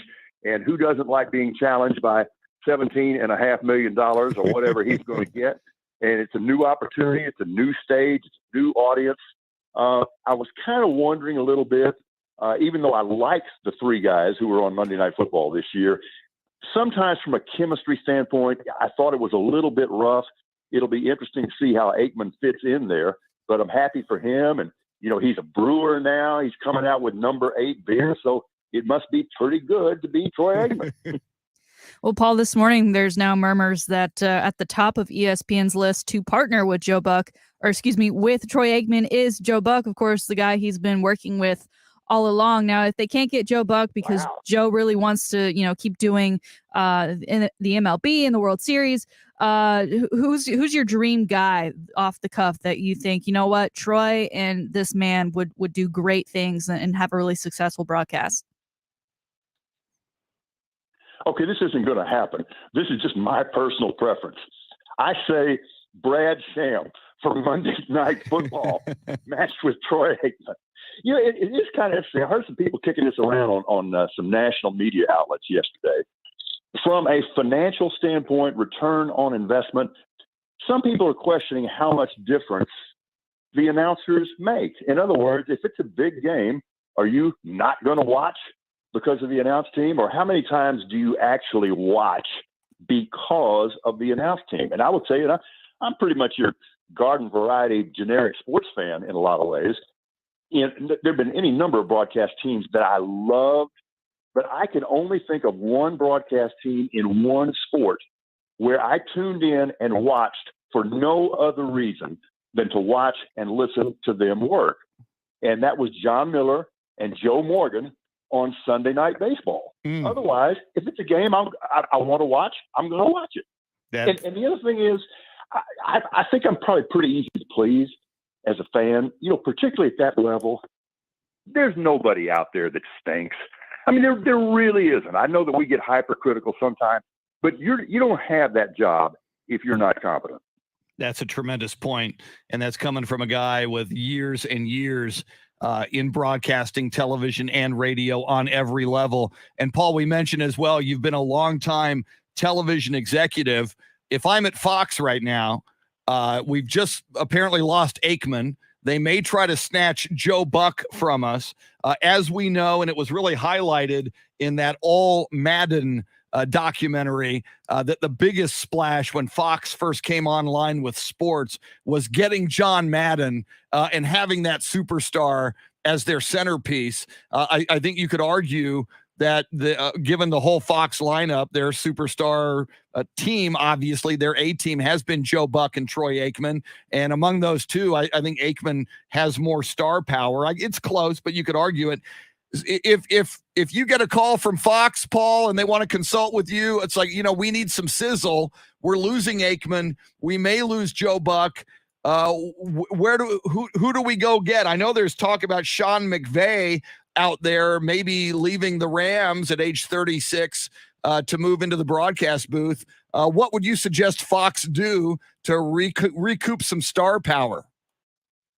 I think McVay would have some juice. And I know he was so emotionally wrung out and physically tired after the Super Bowl. And I don't doubt his sincerity when he made that statement at the time that he was, maybe thinking of stepping away. He wants a family. He wants a life. He's been so just immersed in that. I think there's been some indication, like at the parade, that he's backing off on that a little bit. But if that opportunity were there, I think he would do well. He's an interesting guy. I think when he gets away from some of the pressure, he's a fun guy. He's very enthusiastic. He loves the sport. And I'm not comparing him to John Madden, don't get me wrong. But the thing that Madden just radiated was his love for football. And I do think that in that particular case, in that way, McVay is kind of like that because he just loves it so much. So I think that would be a viable option. That would be something that I would explore. And the other thing, and this would be controversial, but controversy sells, I'd at least pick up the phone and give Aaron Rodgers a call. Ooh. All right. That is outside the box. Well, let's go there, sir. I want to pose our poll question today over on Ticket 760 AM 1300 Zone's Twitter pages. We're asking which NFL QB is most likely to play with his current team next season. So your four choices here: Aaron Rodgers, Deshaun Watson, Carson Wentz, and Russell Wilson. Of those four, right now we've got Aaron Rodgers actually leading the way, but you just said he might be the one to go first. Yeah, of the four, the guy I think is most likely to be with his current team and playing next year would be Russell Wilson and his bird, and Russell Wilson's bird. Coach A, Paul Alexander of Radically Rational with us. And I heard some analysts this week on a national program, Paul, say that, this quarterback shuffle that we could be seeing in the National Football League that Shannon references, that the first domino will be Aaron Rodgers. Will he stay or will he go? Apparently, he said earlier this week on the Pat McAfee show that he's going to make that decision soon. Does he stay? Does he retire? Does he tell them, hey, I would like you to trade me? What do you think Aaron Rodgers does? I mean, conventional wisdom says you stay in Green Bay because that's your best chance to win a championship. But as we know, he is a different breed of cat. How do you see things playing out with Aaron Rodgers? Well, first of all, of course, you're right that his best chance to win a Super Bowl is still with Green Bay. There's no question about that. But, you go over what he said and his statements and the tenses they were said in, and it was kind of this wistful nostalgia thing, and it really made you think that he's out the door in Green Bay. So now he's left with the option of retiring or trying to work a trade somewhere. And I don't necessarily think I would take this team over the field, the other 31 teams. But I do think these rumors about Denver make some sense, particularly with their new head coach. Rodgers has a history with him. And that defense can flat out play. So I think that might be a possibility. Well, Coach Adams, was kind of surprised you didn't mention Russell Wilson just because of the recent news about him. He completely removed the Seahawks from all of his social media pictures and profiles, similar to kind of what we saw with Kyler Murray. And you said you see him with the Seahawks. What is it going to take for the Seahawks to keep him around and to keep him happy? Well, right now, I wouldn't get all that concerned if I were the Seahawks because Russell Wilson has done that before. Now, he's not going to do it with the nastiness that Kyler Murray did it, but I think this is just part of the dance right now. And Russell Wilson has also said, he's made statements that he wants to win 3 more rings with the Seahawks. So I think all 4 of those quarterbacks, all 4 of those scenarios you mentioned are really, really interesting, and nothing is a mortal lock. But again, on a slight percentage incremental basis, the guy of those 4 that I think is most likely to stay where he is would be Russell Wilson. He is Coach Paul Alexander of RadicallyRational.com. Paul, not only do I regularly go to your site, RadicallyRational.com, and we'll talk about it here in a moment, but I also go to your Facebook page just to see what's on your mind. And, throughout the day, you're commenting on what's happening in the world and in the sports world. And yesterday, you posted a photo of a wide receiver in the NFL who passed away, who I grew up watching with the Houston Oilers, number 00, Ken Burrow. And you wrote, "Lost another one of my guys." I would imagine, for younger listeners, they might not know who Ken Burrow was, but he was pretty special. For people who don't know about Ken Burrow, who passed away yesterday, what would you tell them about him? Kenny was wonderful, and my youth is taking a beating right about now over the last few months. But I got a smile on my face right now because I smile every time I think about Kenny Burrow. Kenny Burrow was almost the original take the top off the defense receiver, unless you're mentioning Bob Hayes or something like that. I mean, Kenny Burrow's whole thing was, we're going vertical. You weren't throwing Kenny a bunch of little slants and wide receiver screens and 8-yard pitches and stuff like that. I mean, Dan Pastorini would rear back and he would try to throw a football through the back of the Astrodome and into Fort Bend County. And Kenny Burrow would be right there, and there was just nothing prettier than watching him settle under it. And he did it all the time. And Kenny Burrow was the last guy in the NFL to wear 00 as a jersey number. After that, the league said you couldn't do it, but they grandfathered it. So if you were already wearing 00, you could wear it for the rest of your career. But he was so wonderful, and he was so much fun to watch. And he was so representative of that time with the Oilers, the Love You Blue. This is the way they worked it. And it really was a beautiful offense in this sense, is they would just beat on you and beat on you and beat on you and beat on you with Earl Campbell. And then they'd throw it 4 miles over your head to Kenny Burrow, and it was wonderful. Coach, it doesn't feel like it was that long ago that we were watching Hard Knocks getting prepared for another NFL season, and Coach Hugh Jackson of the Browns was sitting at the head of the table with all of his assistant coaches talking about how he was in this chair and they were in the assistant's chair. And one day they might know what it's like to be in that head coach's chair, but it was his time and it was his moment. Well, as we know, he didn't sit in that chair much longer, but now he finds himself back in that chair now at Grambling State University.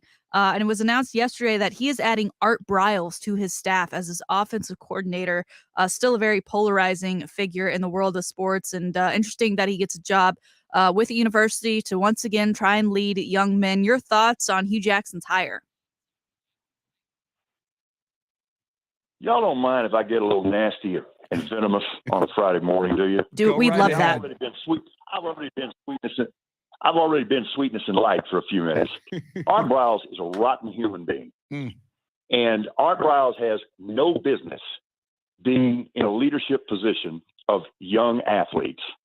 First of all, let me give the devil his due. He is a wizard with the chalk. I don't know that I've ever seen a guy who could so consistently get deep receivers running scot-free. I've never seen anything like it. So I can certainly understand why somebody would want that component on their offense. On the other hand, you could go over that guy with a scruple detector head to toe, and you would not get a blip. And I am so proud of Grambling grad Doug Williams, Super Bowl winning quarterback Doug Williams, who is a Grambling alum, and he says he's done with it. And I applaud that stance. I'm not a big Art Briles fan. Yeah, I think I recall, didn't a Canadian football team hire Briles for a minute as an assistant, and the fan base there was such an uproar. They said, okay, we got to let you go. And again, to your point, for Doug Williams, arguably now, given his success, maybe the marquee graduate of Grambling State University and a Super Bowl champion quarterback and the first African-American Super Bowl champion quarterback, for him to go public and say, this ain't cool and I'm not down with it. This is a story to keep an eye on to see if it reaches a critical mass.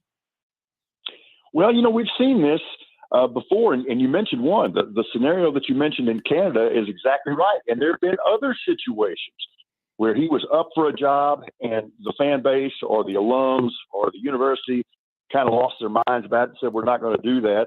So I guess there's a school of thought, and it's accurate, that, the farther removed you are from it, the more it's out of mind and the more forgiving people get, and they just forget about these things. And that may be what Bryles is counting on right now, but I was very, very impressed with Doug Williams' stance. Coach A, Paul Alexander of RadicallyRational.com. Paul, as we begin to wrap this segment, but we've got a few minutes here. I want to, why I love talking with you on or off the air is not only do you have this great appreciation and knowledge of sports, but also of the world. I consider you a Renaissance man, and I watched your video from Radically Rational yesterday commenting on Russia's invasion. And, people are saying invasion and occupation of Ukraine. I also like to point out there's a whole lot of bombing going on. As of last night, about 160 missiles, which have killed a lot of people, lobbed into Ukraine. But you gave your perspective on video, and you said, you could go over to the sports blog today, but there's nothing there because today isn't about sports. And I get that. And Shannon and I and you, when you're here, obviously, this is a sports talk station. But whenever there's a huge story in the news that affects us all, we reserve the right to comment on it, even though this is a sports talk show and station. At this moment in history, when Russia is invading and bombing Ukraine, just wanted to get your thoughts on it, and a little taste of what you'll be reporting on and commenting on at RadicallyRational.com.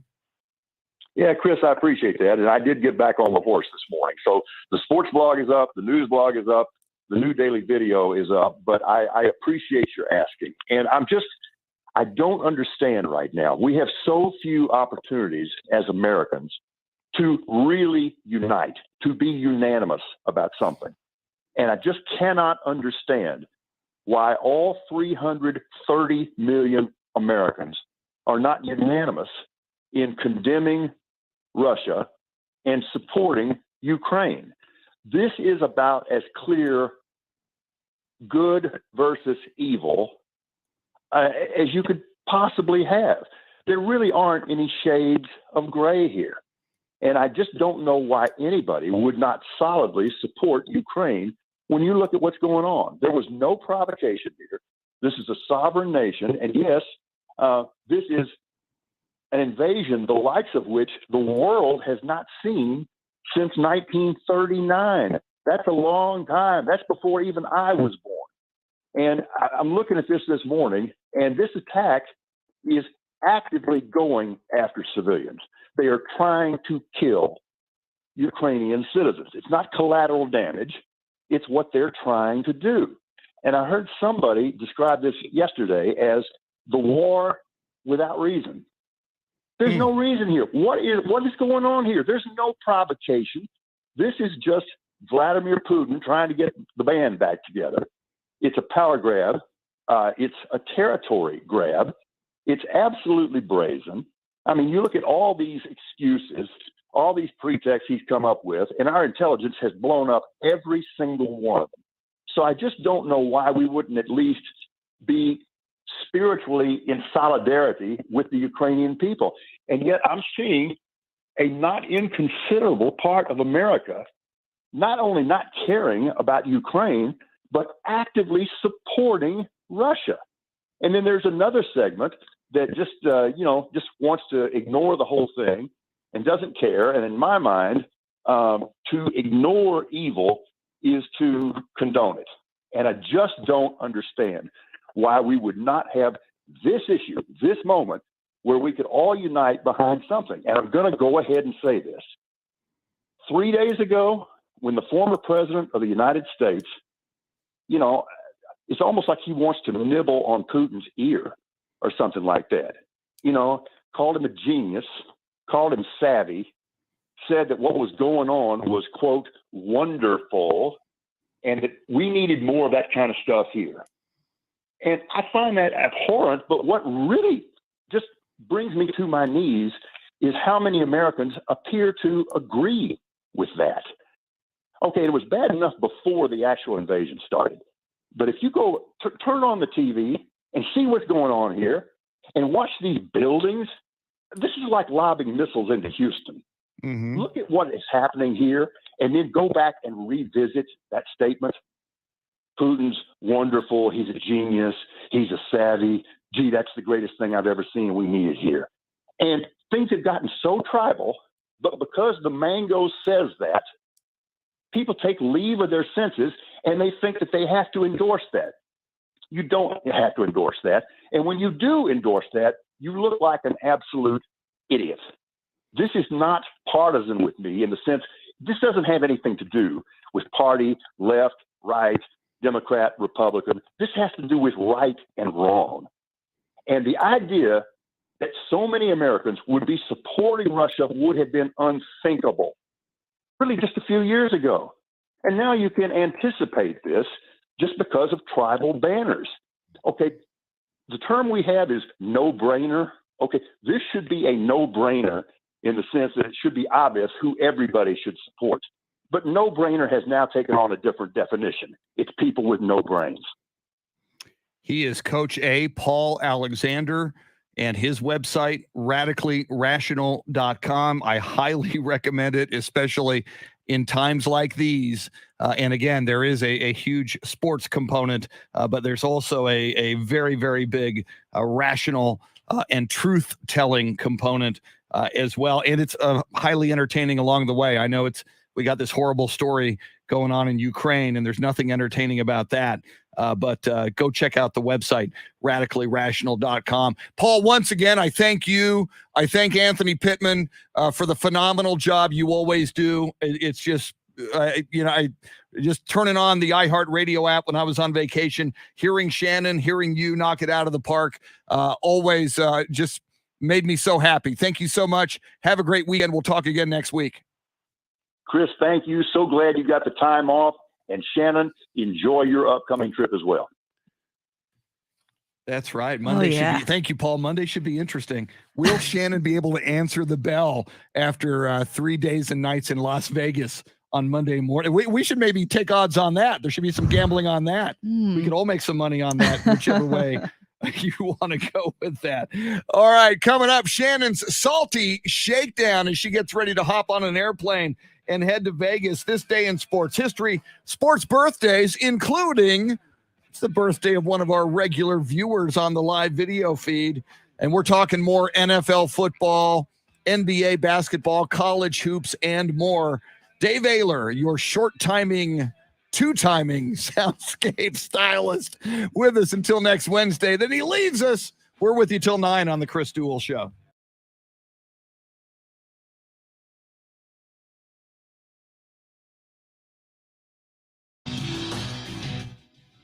Hey, Gabe Quintanilla. Yeah. Little truth session there from Paul Alexander. I mean, as great as Paul is on sports, and he is great, I really appreciate his opinion and perspective on world and geopolitical affairs. Steve Duraco, good morning. Steve Duraco, the original Rock. Yeah, and Jason, I heard him say the mango. I thought that was a funny line as well. Okay, I need to edit the spots that I recorded that went over 60 seconds. So let me do that.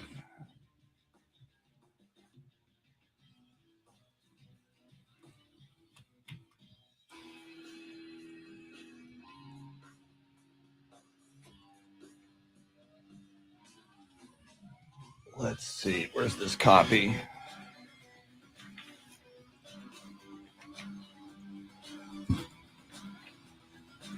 Okay, so there's the first one.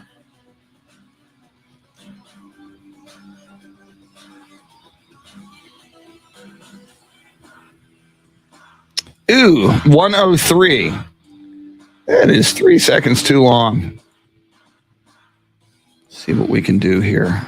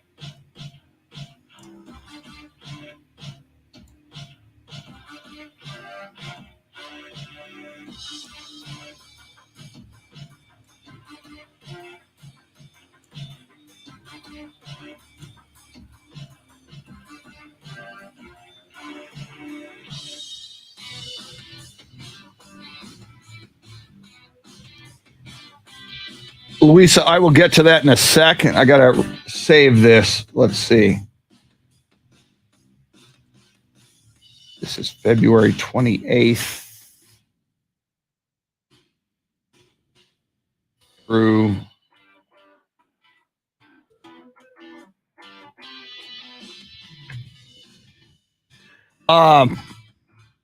Luisa Taro is coming back to San Antonio, I think now for the 17th time.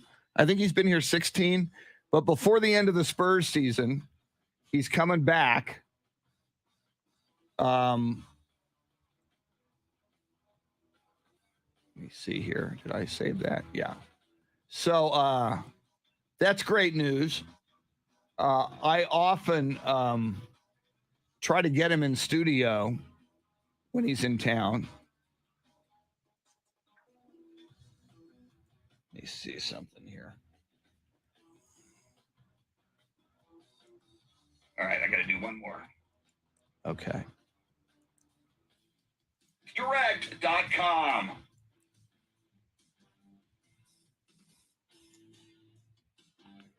$104. My God, that's long.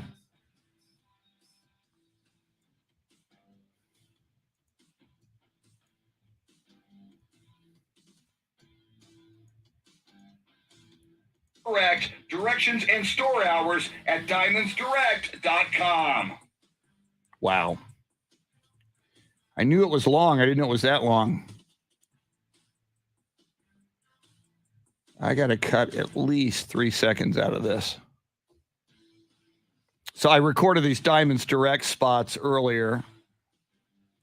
And when they're too long, it's supposed to be a 60-second spot. It's 1:04. You go into the waveform and you cut your breaths out. You know, you take a breath every so often when you're talking. So you cut those out. So it really sounds like you're talking about 37 miles a minute. But I've always felt, you know, our job for the client, in this case, Diamonds Direct, is to get as much of their message out there as possible. So I think given the choice of content and information versus breathing, my breaths in the commercial, I think it probably is justified to edit.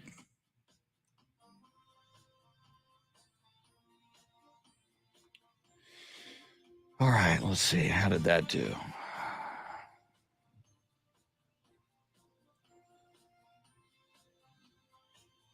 We're just going to make that work.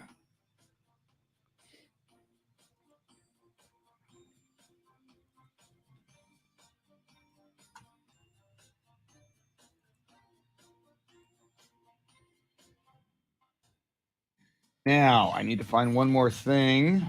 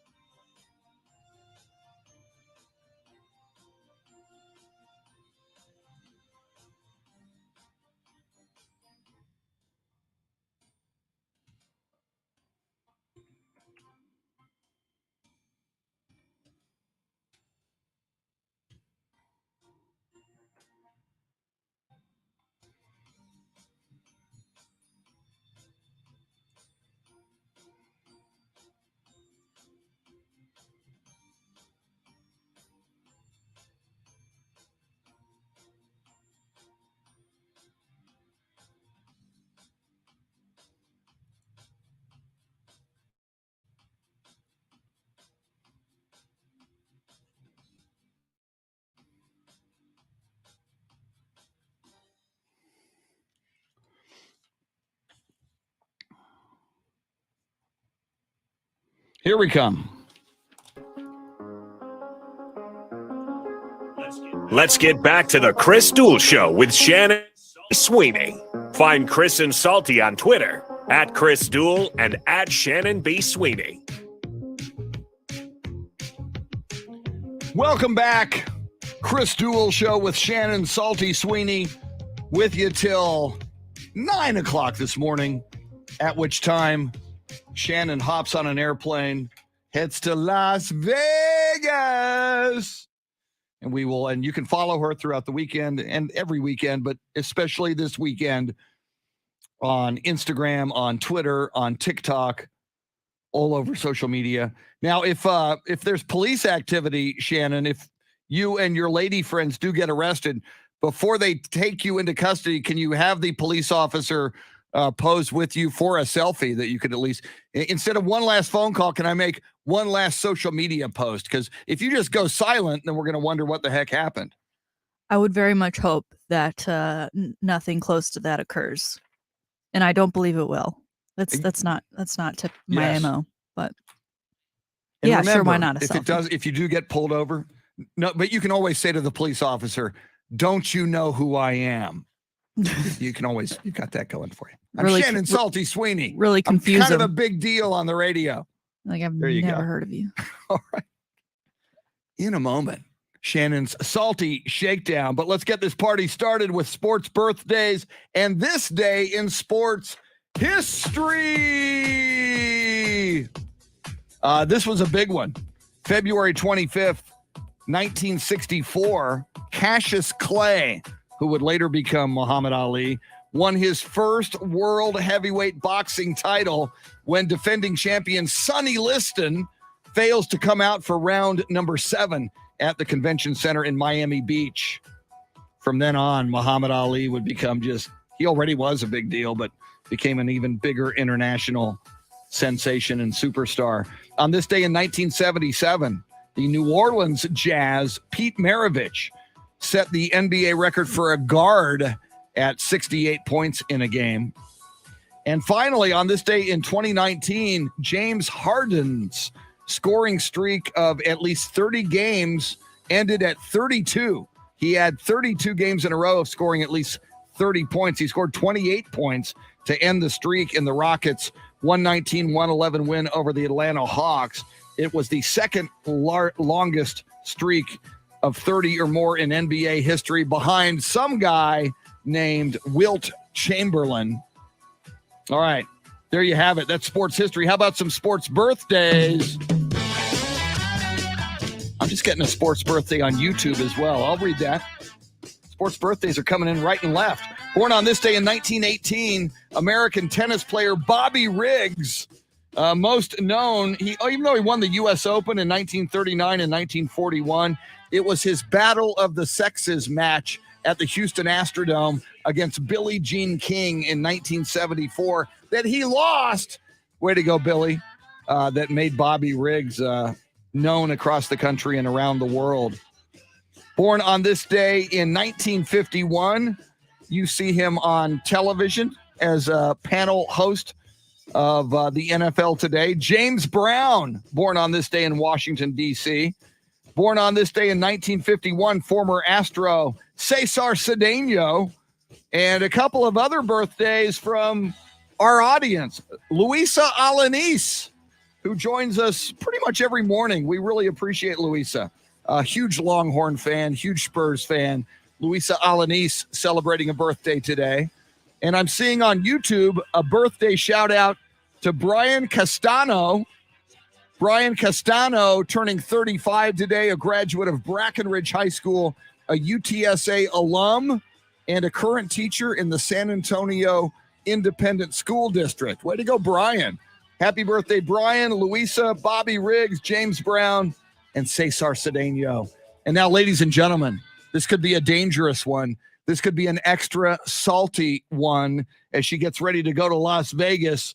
Here it is, your Vegas-bound Friday salty shakedown. Some might say it's going to be criminal, Chris.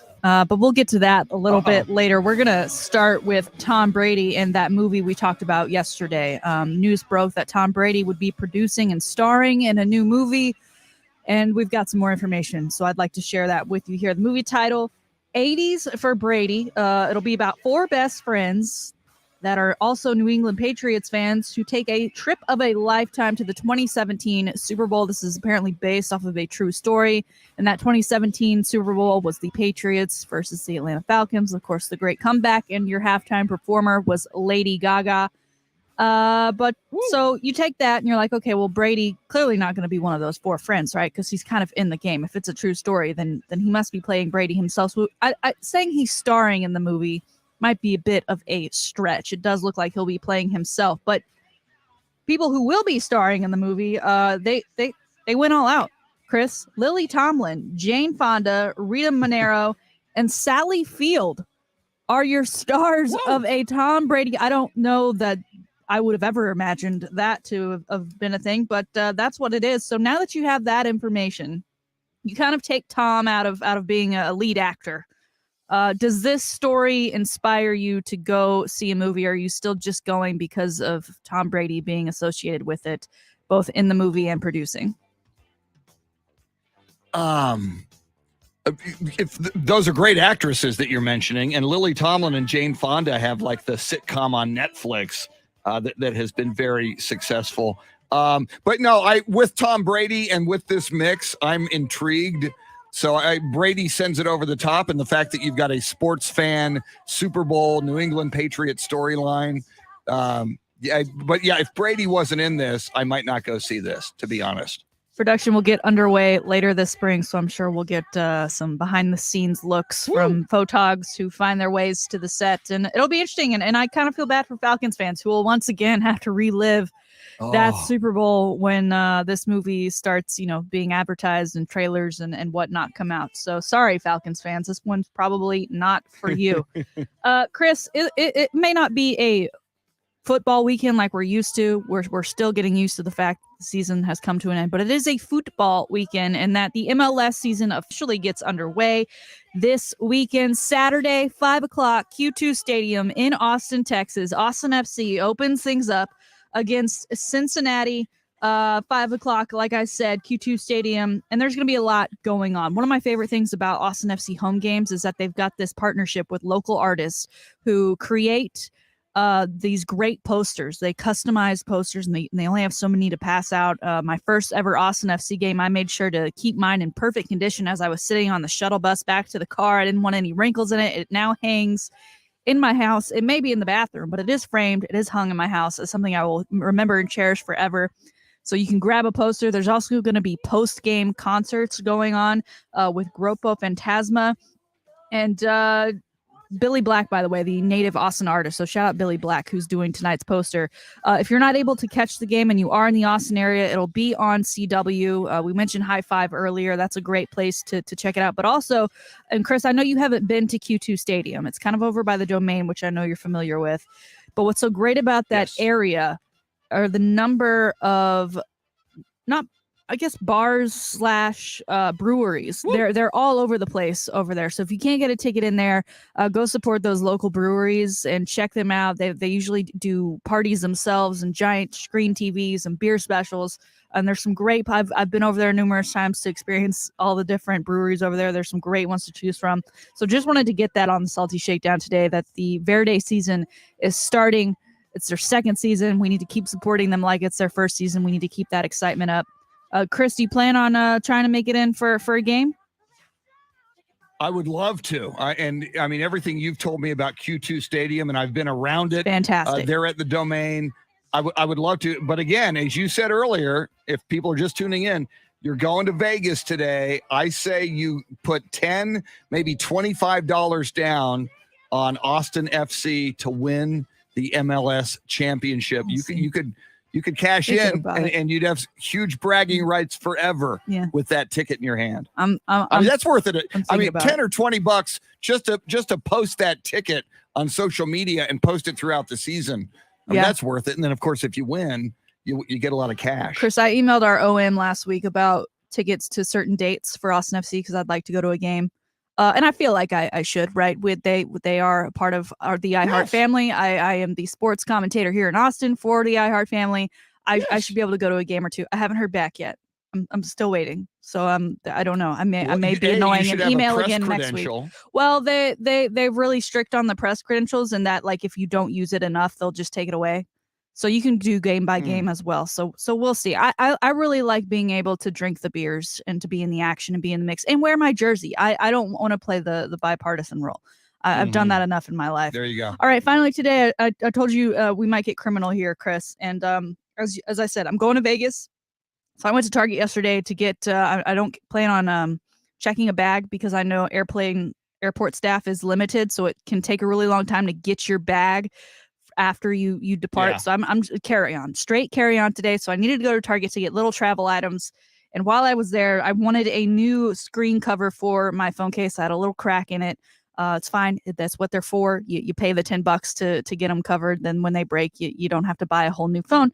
So I'm over at Target, and I've purchased one before. I know exactly where I'm going. I know exactly what I'm getting.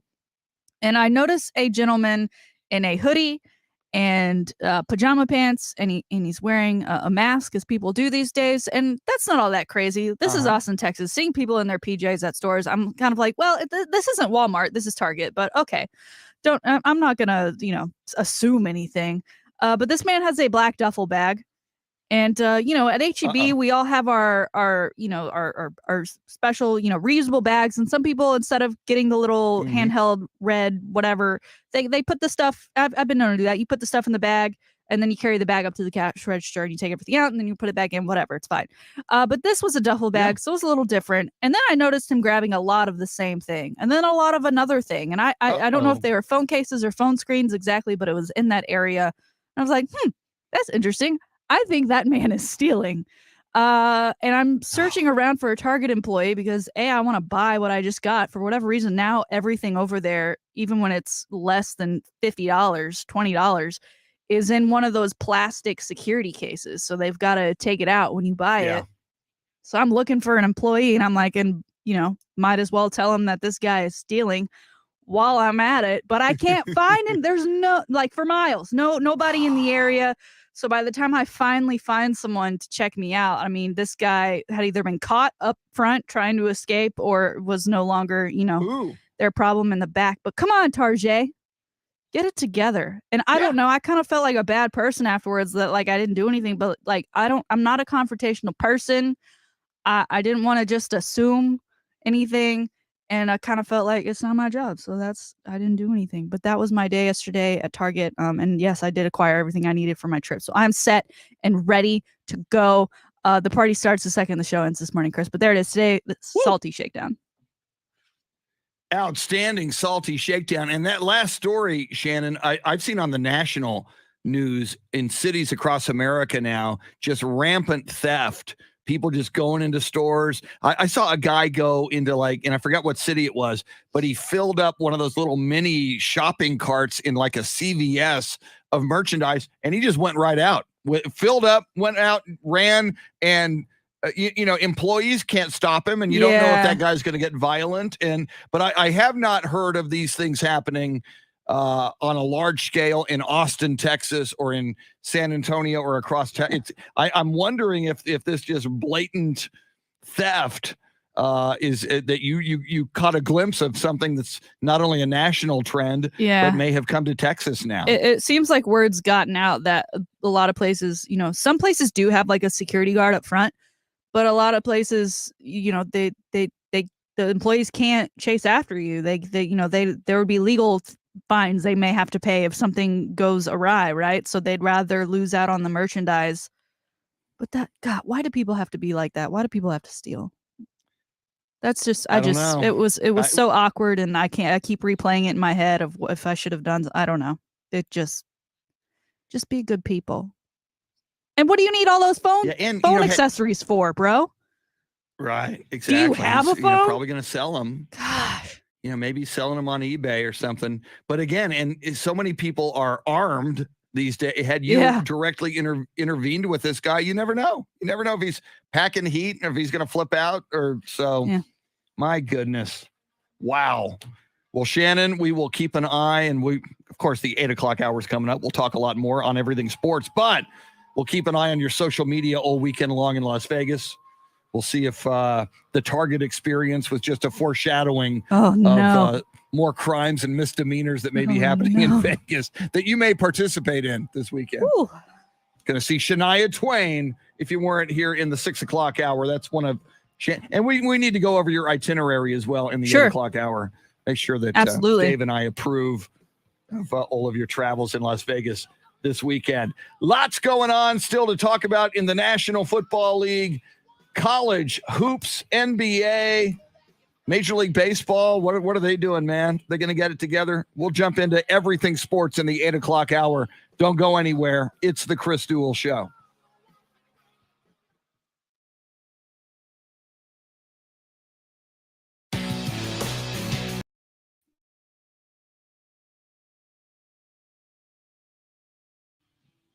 Jason says, back in 1999, I knew a lawyer who went to Vegas in February. Right after the shortened NBA season started, his friend talked to him about betting $1,000 on the Spurs to win it all. Let's do that. Talk about Shannon's trip in that last segment. I'll come back with some Shania Twain going into that. Cool. Yes. So I think that'd be perfect right there. Yeah, that's fun. Like we did at the top. So yeah, I agree. Good idea. Okay.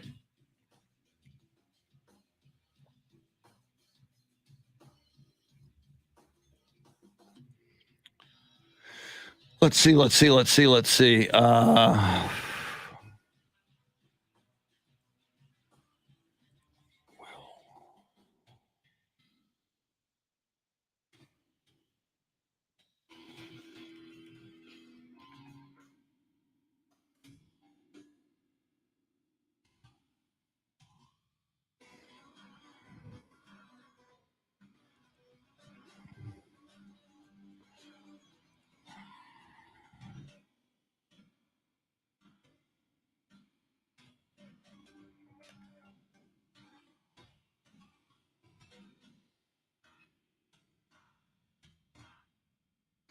Okay, I have to.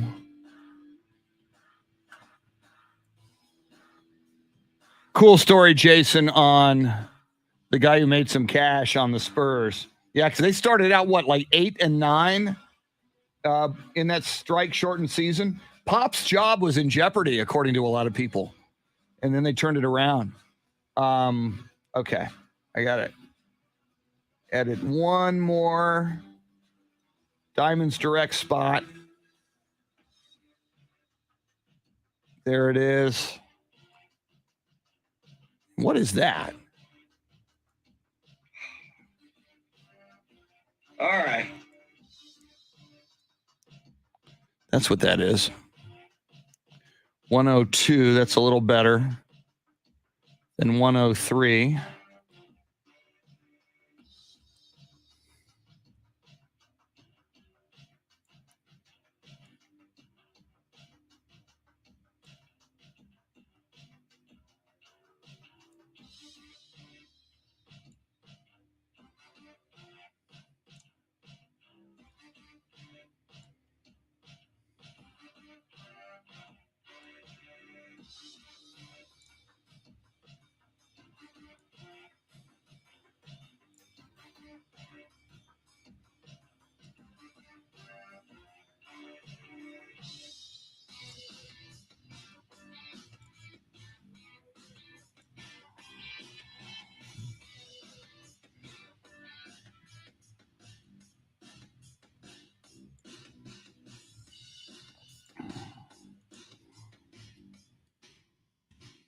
Okay, I need to email these.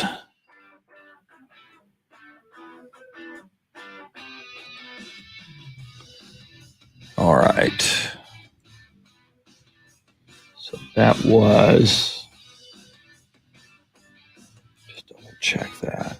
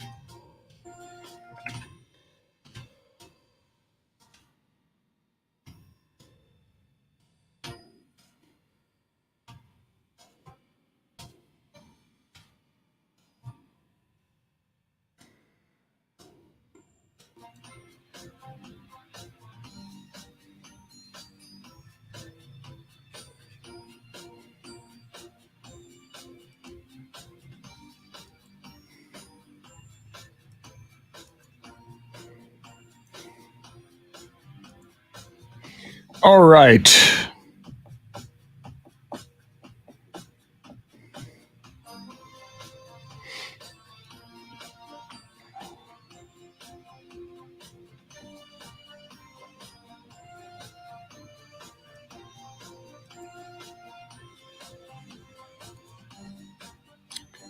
Did that go out?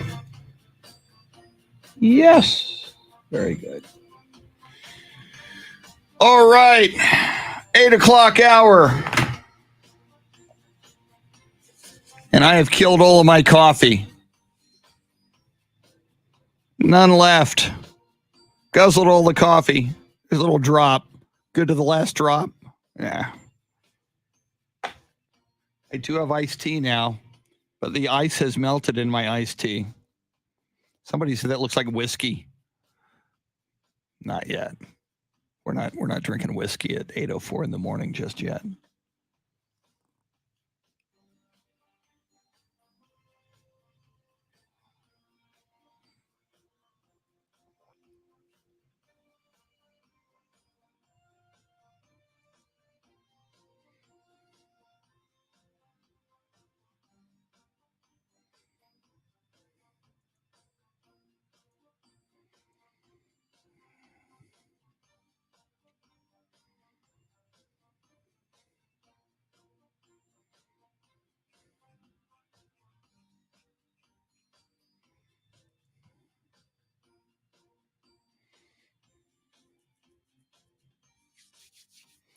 Woo!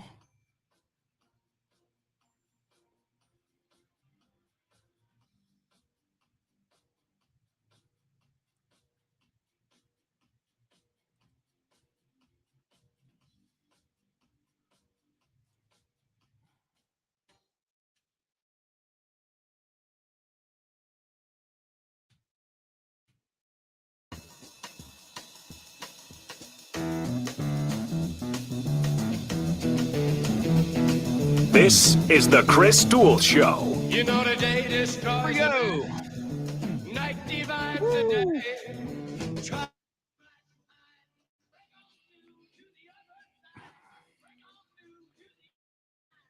Have to mute for a moment due to Facebook. Now, Chris Duel. It is a freezing Friday, football Friday. That's right. I know you think football season is over, but football season never ends. And thanks to the United States Football League and next year the XFL, we will soon have year-round football as God intended. Praise Tom Landry. Welcome in. It is the Chris Duel Show with the Vegas-bound Shannon Salty Sweeney hopping on an airplane after the show, going to Vegas. We'll talk about her itinerary a little bit later this hour. Your Soundscape Stylist is the St. Louis-bound forever Dave OEHLER. 18 and a half years in San Antonio, and he said, I'm out of here. Screw this. I'm going to St. Louis. Chris, never say forever in this business. Exactly.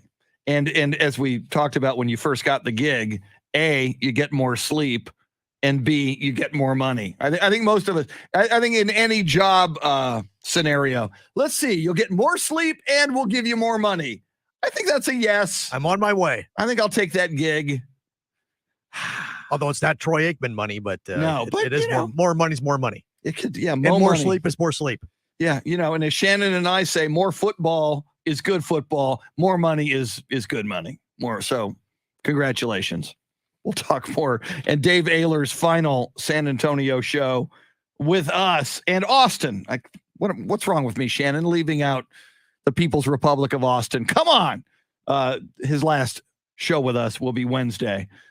And we'll see if on Wednesday Shannon is yet released from the Las Vegas jail if things go really south on your girls only Vegas. How many young ladies are traveling on this girls weekend out in Vegas? It's just 3 of us. Manageable. 3, okay. Yeah. I didn't know what I didn't know if it was like 7. I didn't know. No, this isn't like a bridesmaids situation. Yes. Good.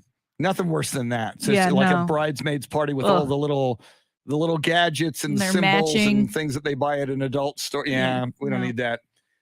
So we'll before the show's over, we'll talk more about your Vegas trip, which is now just hours, if not minutes away. But how do you know these other 2 ladies? How far back does the friendship go? A couple years. They are former iHeart employees.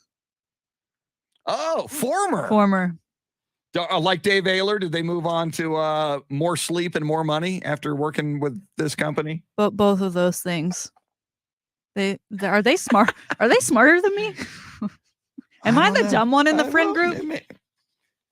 Maybe they'll, either maybe you'll enlighten them or they'll enlighten you on this Vegas trip. So if you've got any Vegas suggestions, helpful hints on either gambling or shows or casinos or things to do in Vegas, feel free to either notify Shannon via social media. If you want to jump in here on the phone lines in this 8 o'clock hour, you're always welcome. 800-707-9760. And of course, we'll take your comments as well on the live video feed via YouTube, Facebook Live, and Twitter. Before we talk about your Vegas trip a little more, Shannon, let's dive back into the world of sports. Bronny, the son of LeBron James, he's been in the news quite a bit lately, as just a few days ago, LeBron James said, hey, he didn't say I hope to. He said, I will play my final season with my son Bronny in the NBA. First of all, Shannon, I think that assumes a lot of things. Number one, it assumes that Bronny's going to make it into the NBA. I think I saw a thing the other day. He's currently in his class, ranked like number 46 in the country. So I guess with 32 teams in the NBA, you would think make him a second round draft pick. Although in any given draft, you factor in the Euros, you factor in international players, maybe he, who knows? So and not all second round picks make it in the NBA. And if you get picked by the Spurs, We know Greg Popovich sends you to the Austin Spurs and the G League typically a lot your rookie year. So that's Jason Paniagua said LeBron will play his final season in the G League with his son. That may happen.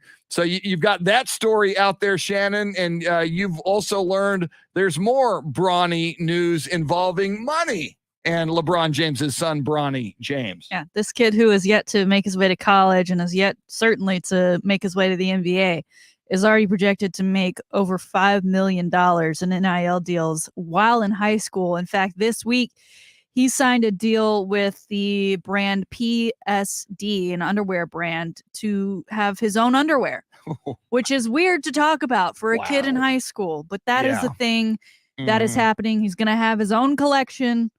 I that's the one thing about NIL is like, okay, we get it. Like a lot of these kids are looked up to by the younger generation, and they do have a voice and an impact over the communities that they play with and play for. But this dude is in high school. Who is he selling? Like his friends are going to buy them? No, his friends are going to like force him to give them to him for free. This is just so strange, and but also nice for him, because if he doesn't really pan out as far as an NBA player, he'll already have nice chunk of change of his own that he made without his father working for him on the side. Now, when you say underwear, I'm reminded, I believe in the 80s, Michael Jordan, and I think it stretched way beyond the 80s into the 90s and beyond. He did Hanes underwear commercials. Yeah. But as you point out, it's one thing for Michael Jordan, who was already established as the face of the NBA and a superstar, to do underwear commercials. And most of us as adults and dudes say, oh man, Michael Jordan wears Hanes. I think I'll go get me some Hanes underwear at Target, as long as the shoplifter isn't nearby stealing cell phone cases. So I mean, it's one that's like, and as an adult in the 80s, I was in my 20s. So it's one thing to like go, yeah, I think I'll go get this underwear, because I see Michael Jordan is the pitch dude for Hanes underwear.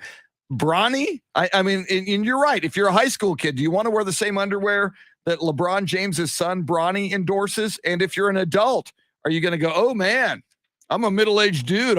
Give me some of that Bronny underwear. Yeah. I want to feel what Bronny feels against his nether regions. That is weird, man. Dave Oehler, would you buy Bronny underwear just to feel what Bronny feels inside your trousers? I don't even want to go there. That's just that's a whole lot of wrong. How old is he? Like, it just feels awkward talking about it. He's 18, 19. Yeah. Even exactly. He's underage. He's 17. And we're talking about his underwear. That's weird.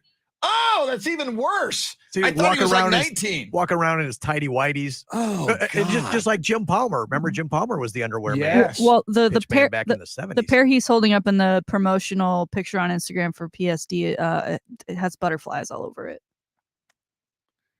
Monarchs. Okay, well, that's even worse. Monarch butterflies all over your Luckily, he's an athlete and son of LeBron James, because I think most dudes in high school, if you have monarch butterflies on your underwear, you might get some. I don't want butterflies in my underpants. Man, that is crazy. All right, but all right, fine. Let me just ask you though, Shannon.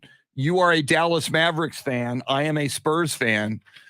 So he's 17 now. I guess in 2 years, at 19, Bronny James could be eligible for the NBA draft. Do you want your Dallas, let's say Bronny would be a mid-second round draft pick, knowing that his dad, LeBron James, has declared that he will go play with his son, Bronny, wherever Bronny goes. And LeBron said it's not about the money. He said, I got all the money. This is about playing with my son. It means something to me. Would you want your Dallas Mavericks to draft Bronny James, knowing that it's a package deal and you get at least 1 year of LeBron? No, I don't want LeBron's sloppy eighths from all of the teams he's already jumped around from. LeBron, even though he'll be on the backside of that career nearing the end, he's going to still want it to be his team and want it to be his way and want to create things. The Mavericks have something good going for them right now with Luka, and that being Luka's team and building around Luka.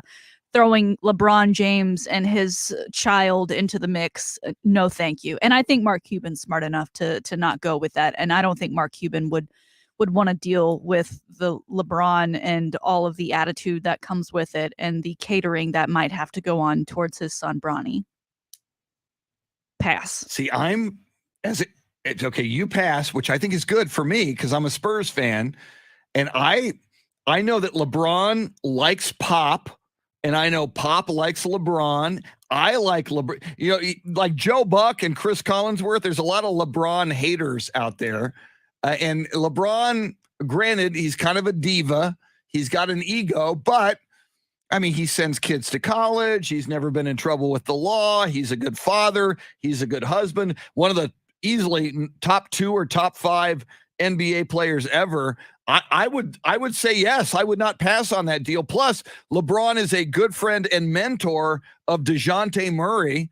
So give me DeJounte Murray, Bronny James, LeBron, Pop maybe in his final swan song in a Spurs uniform. Whoa, Shannon, that would be must-see TV for me. I'd kind of like that.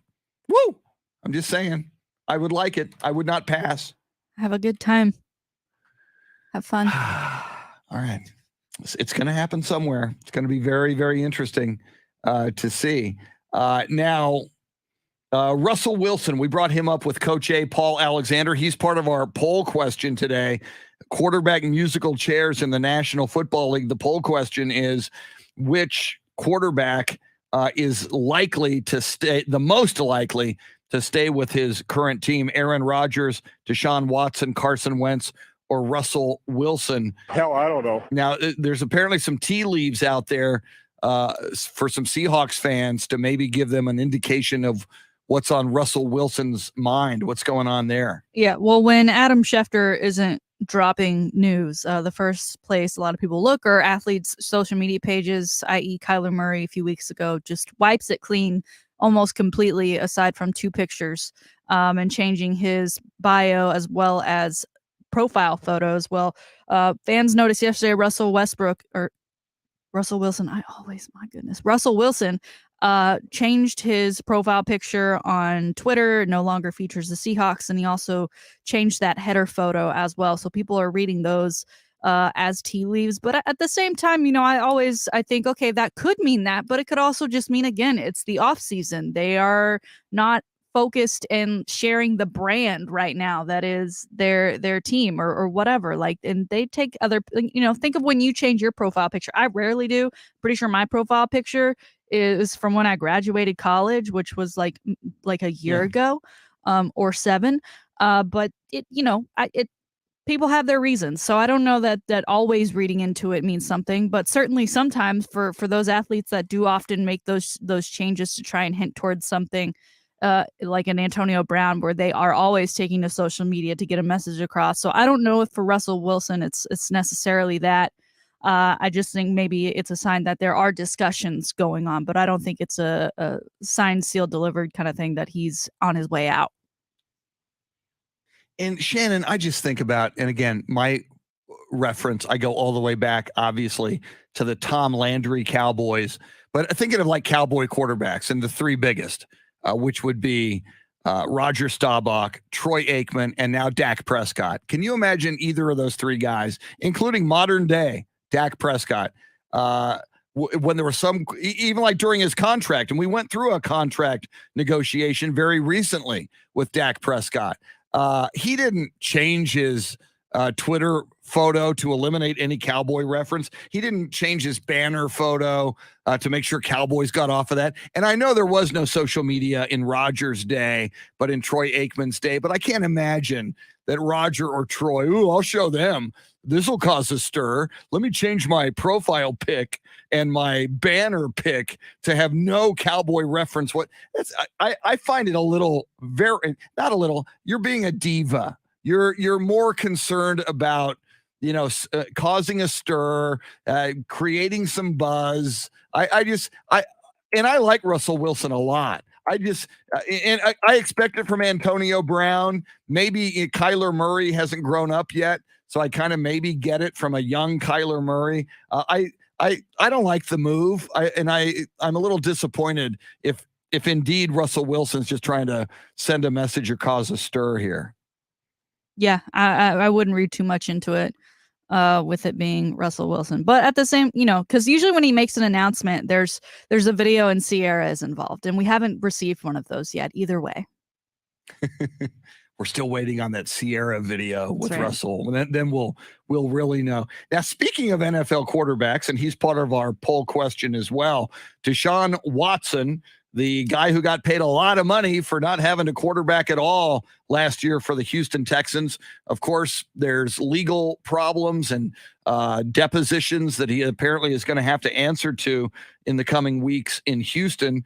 But apparently we're hearing, Shannon, that is not going to necessarily deter other teams from pursuing him. What's the latest on Deshaun Watson? Yeah, apparently more teams have kind of thrown their hat into the ring of the chances of getting Deshaun Watson. For me, it doesn't feel like we've done anything in the last year. I feel like it's been stuck in the mud, and I don't know much of the legal side of it or what the holdup is. But assuming that these cases are settled in civil court, there seems to be more teams that are so desperate to either win now or get their team into the playoffs that they're willing to take on Deshaun Watson. But it'll be interesting to see if there is a move made, if the NFL finally decides to step in and either, put him on the exemption list or fine him or keep him off the field for a little while, even though he sat all of last year, which of course was a choice with him because he did not want to play with the Houston Texans. So there was really no need for the NFL to step in. It's just interesting that with how many of these cases there are against him, nothing has really seemed to have taken place. And a year later, we're still having this what if conversation. See, you brought up Art Briles with Paul Alexander about an hour ago. And, and for people who didn't know the story, Art Briles with all of the horrible allegations against the football team at Baylor involving female athletes and some non-athletes, female students assaulted by some Baylor football players. And apparently Art Briles had knowledge about it and was covering it up and looking the other way. So Art Briles gets hired by Grambling State University under Hugh Jackson, and at least Doug Williams, a graduate of Grambling and maybe the greatest player ever to come out of Grambling, given what Doug Williams did, win a Super Bowl at quarterback in the National Football League and become the first African-American quarterback to win the Super Bowl for the Washington football team at the time with their previous name. I just wonder, in the same way that I think we might see the beginning of a alumni and fan backlash at Grambling for Art Briles, if it turns out that Deshaun Watson was sexually inappropriate, sexually harassed, and maybe sexually assaulted women he hired them to come and provided what seemed to be a massage for him. How does no matter how good he may be, and he's good, how does any NFL fan base allow that? How will there not be a backlash? How will there not be season ticket holders and advertisers of that NFL team saying, I don't think so. We're not going to give you our money if you're going to hire this dude at quarterback. I don't get why people, until this thing is settled, and even if it's settled and it's bad for Deshaun Watson and it's damning for Deshaun Watson, I can't imagine NFL teams going after this guy, but I guess that's not the case. Yeah. I mean, we listen, we've seen NFL players who have, been convicted of criminal offenses and they continue to play and get love. And maybe they're hoping that because he's a quarterback and he's a great quarterback at that, people will get over it. I don't know that many will, but when you look at Art Briles, there was a quote from him yesterday saying it's hard to control what other people think. I would just hope people would search through everything with an open mind and kind heart. This after the news that he was hired by Grambling State. But it was interesting.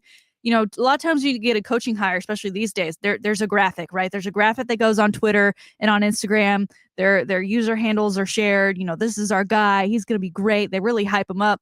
There wasn't really much of an announcement other than that someone within their staff just confirmed that, yeah, he was hired as the OC for this university, which to me is very telling. And that they tried to, obviously they knew people would find out, but they didn't, go guns blazing saying, look, we're so excited to have him as a part of our institution. And I don't know how long this is going to last. There might be enough pushback here to see him exit before the season starts. And again, I just don't know if you're a parent, how you would be okay with sending your child to grow and learn and develop under a man like that. Yeah, it's. I think it is certainly something to keep an eye on, and I think it's a very similar dynamic to what I think ultimately will go on with Deshaun Watson. Again, we've talked a lot about the Deshaun Watson case, and I think his best move would have been to settle with each of these accusers. And then move on. And as part of the settlement, he has got a lot of money and he's got a big income earning potential if he can continue at quarterback in the National Football League. And obviously, I'm not condoning at all. I think what he did was horrific. And I think what he did, if indeed he did it, I know innocent until proven guilty, so I should watch my words there. But if indeed he did what the accusers say he did, to me, that's disqualifying for being in the National Football League. But we shall see how it plays out as we roll forward.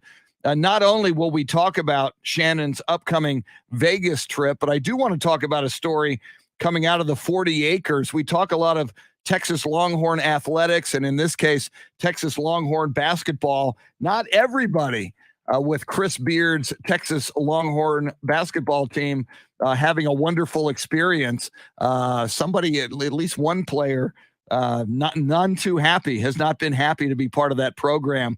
We'll talk about that and more. Dave OEHLER, your Soundscape stylist. She is moments away from boarding an airplane and going to Vegas. Her first Vegas experience as a full-fledged legal adult with no relatives present. Shannon Salty Sweeney, follow her all weekend on social media. Should be very, very interesting. We'll talk about her trip to Vegas. If you've got any suggestions for Shannon, hit her up on Twitter and across social media at Shannon B. Sweeney, or dive in here in the next segment and talk Vegas with us. 800-707-9760 or on the live video feed via YouTube, Facebook Live, and Twitter. More coming up. We're with you till 9 on the Chris Duel Show. Woo! Woo! All right. One more segment. I need some ice for my... See, that's not iced tea. That's tea with no ice. I need iced tea. Ice, baby. That's what I need.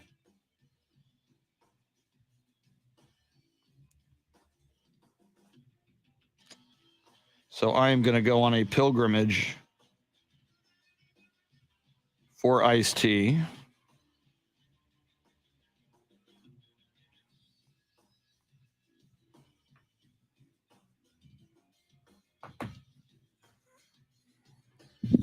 I'll be back. Give you some Dave OEHLER up close and personal. Since you won't be seeing much of him after next week, unless we catch him on a live video feed from St. Louis, which is possible.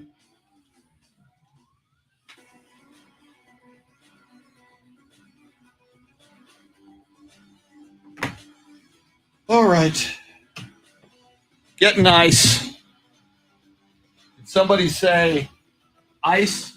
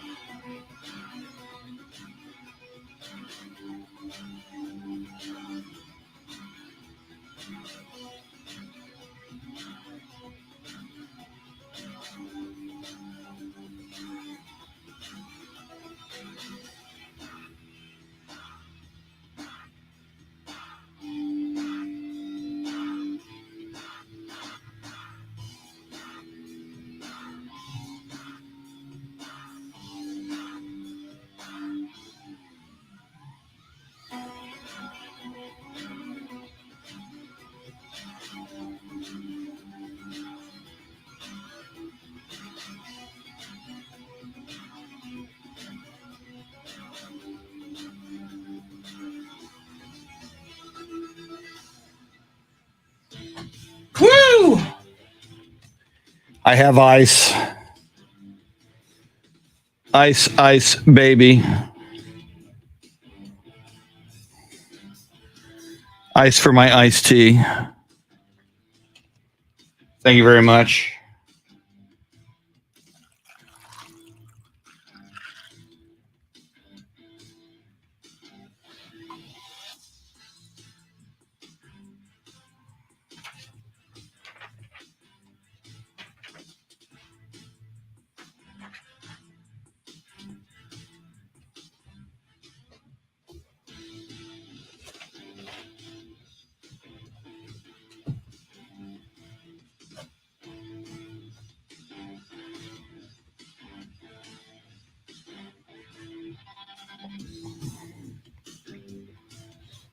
Woo!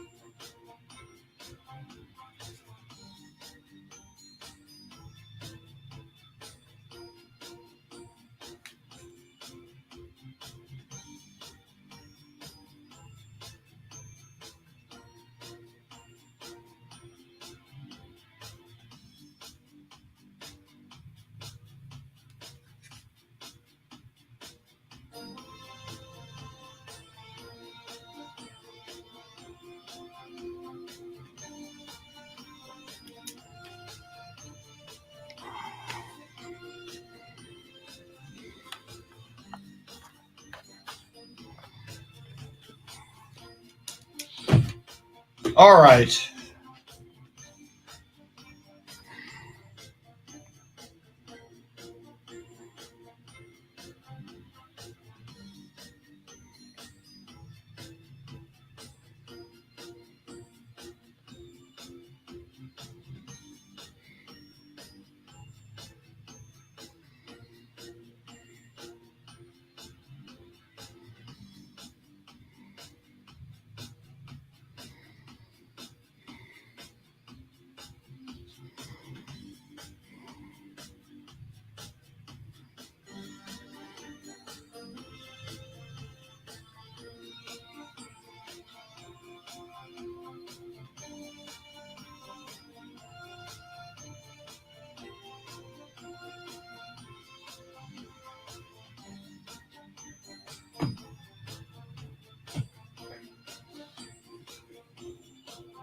But Shania Twain coming back. I'll tell you when to jump in. Okay, thanks.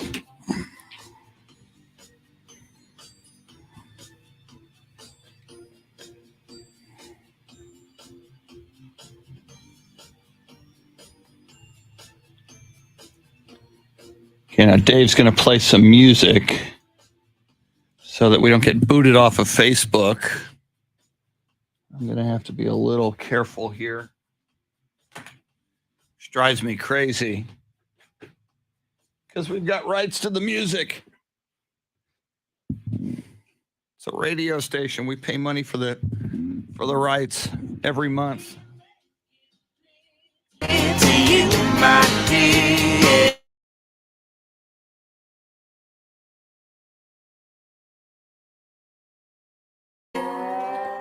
Very appropriate.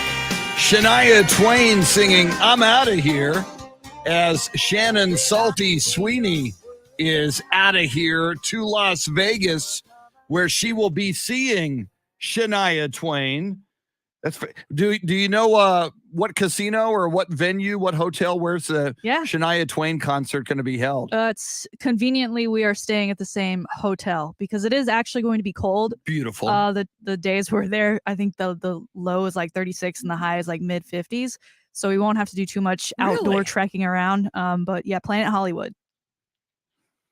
Planet Hollywood.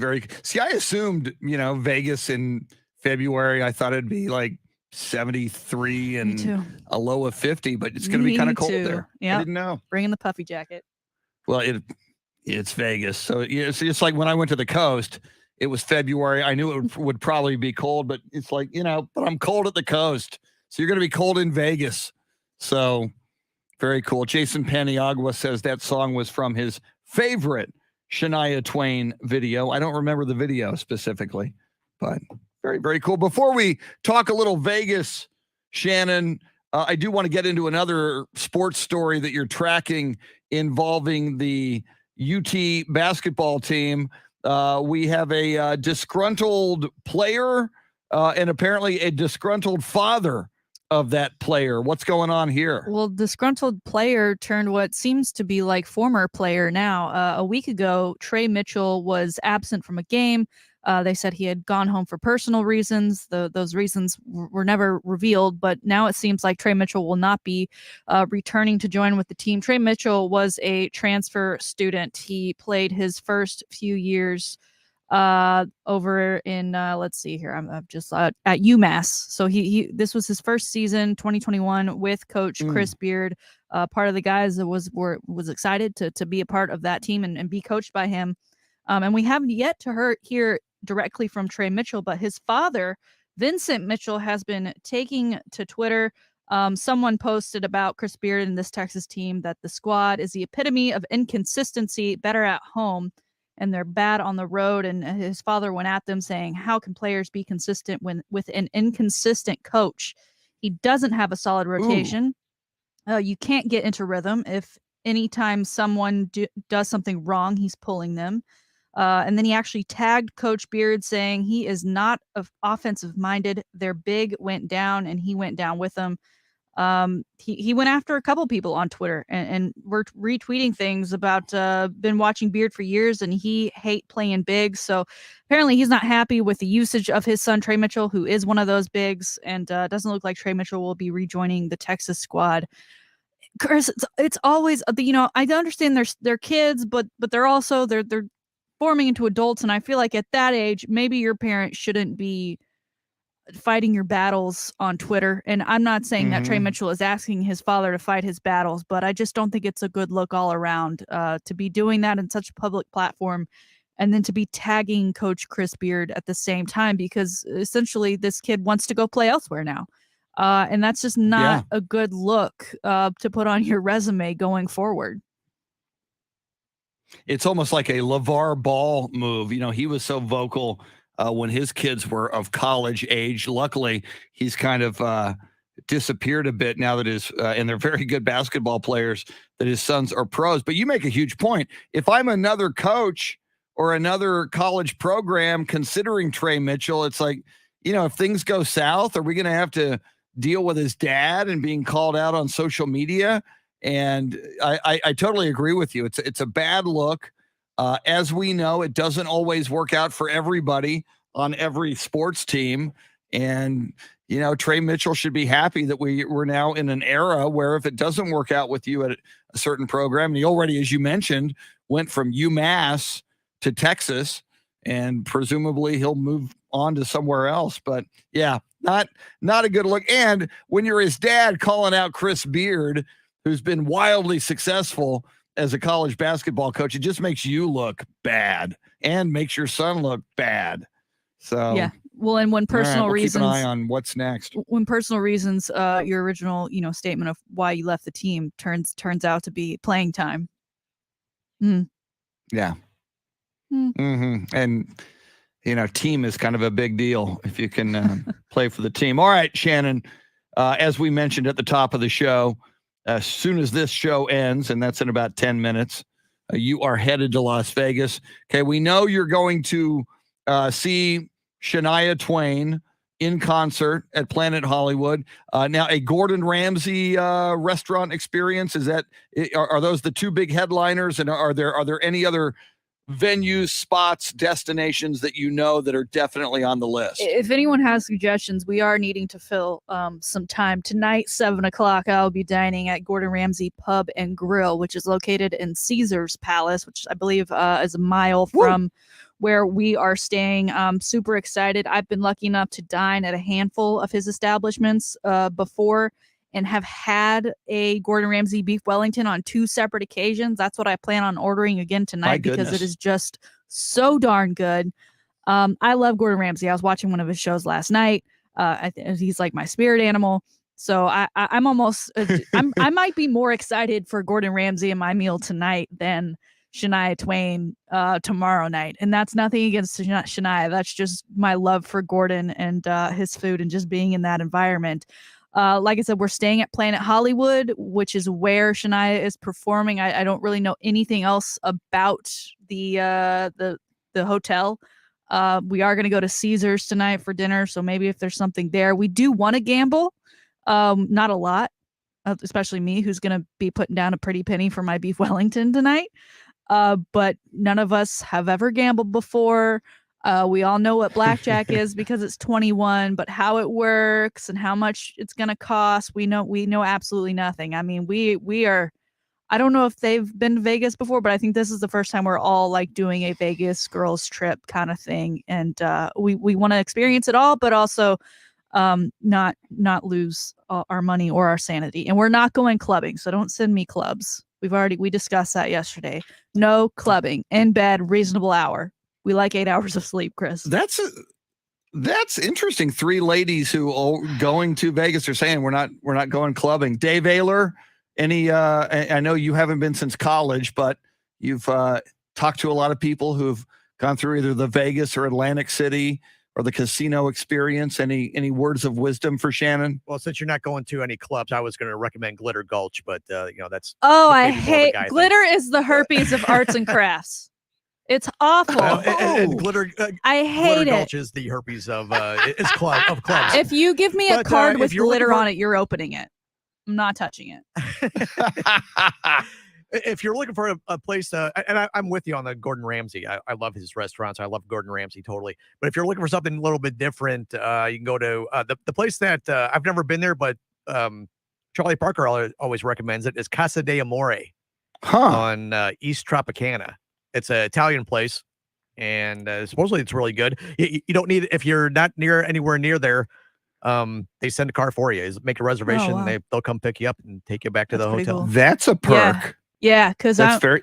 See, go ahead. Well, after I get my bill tonight, I may be on that dollar menu vibe the rest of the trip. It's not a dollar menu place. It's a Charlie Parker price place. But it's really good. They're open till like 4 a.m, but they'll come pick you up. They'll take you back to where you are. If you're looking for somewhere cheaper, there's Count's Vamped, which is Danny Coker's place. Does a show on History Channel. It's a car customizing show, and he has it's like a rock bar kind of place, kind of like a Hard Rock Cafe kind of place. Do love Hard Rock cafes. Very nice. They're okay, I guess. See, you two are like they're inexpensive. You two are excited about like Gordon Ramsay and fine dining.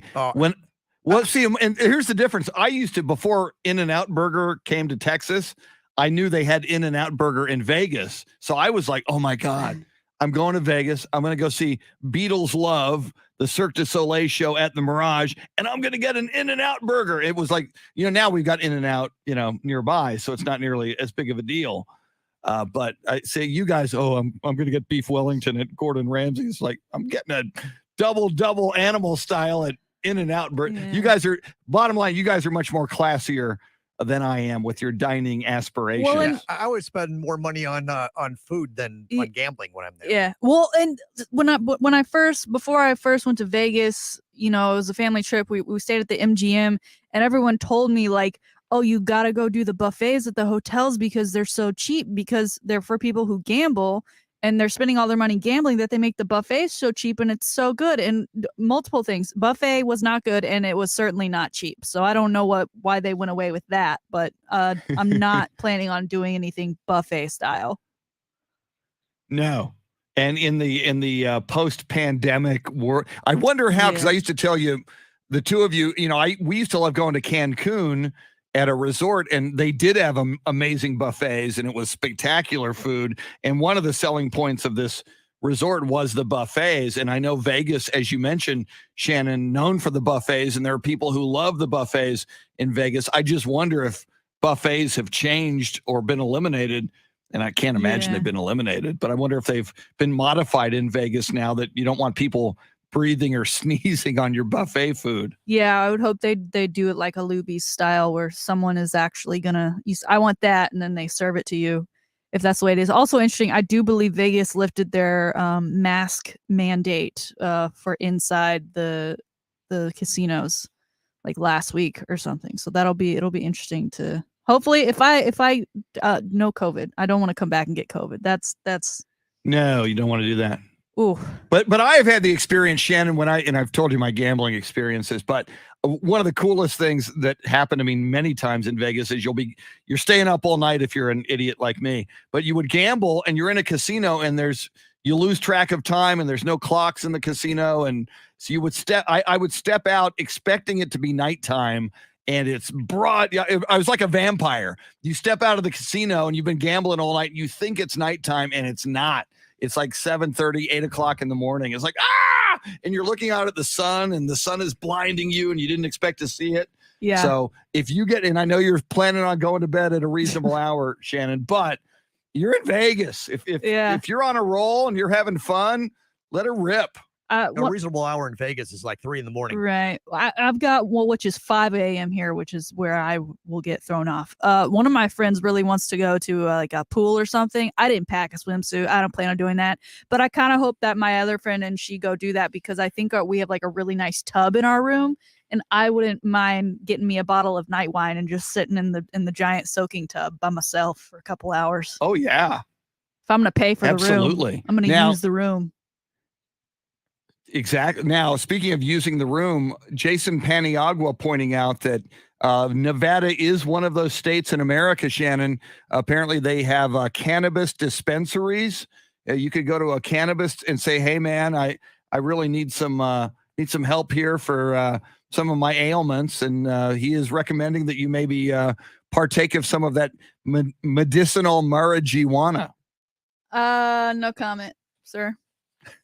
No comment. Just follow me on the gram. Finally, now you're due to arrive back in Austin Sunday night at like 10:30 at night. What is that right? Yeah, I think touchdown at 10:40, assuming things take place on time.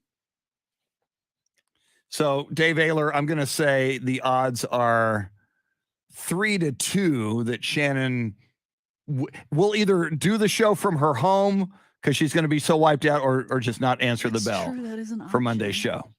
Oh, I'd go 2-1 on doing it 2-1. All right, so we might have to lay some money down on it. That's almost a given. See, the return part is really throwing me, because yes, it's super late, and obviously I have work the next day. But I recently, like, I have I have access to one of those hotel lounges where it's like free food and drink. Woo. And what if I want to drink? You know. And then I got to get it on airplane. I don't know. We'll All see. right. Yeah. All right. Place your bets now, folks. It's Vegas. Shannon, be safe. We will follow you all weekend long on social media. Thank you, Have sir. fun. Have a blast. We'll talk about it on Monday. Appreciate it. Look She forward is to it. Shannon Salty Sweeney headed to Vegas. Dave Oehler. We'll see you next week for your final 3 shows. I'll be here. Shannon on Twitter at Shannon B. Sweeney. That works for TikTok and most of her social media.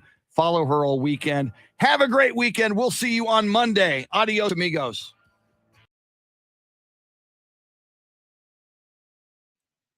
Woo! Thanks, everybody. Adios. See you Monday. Farewell.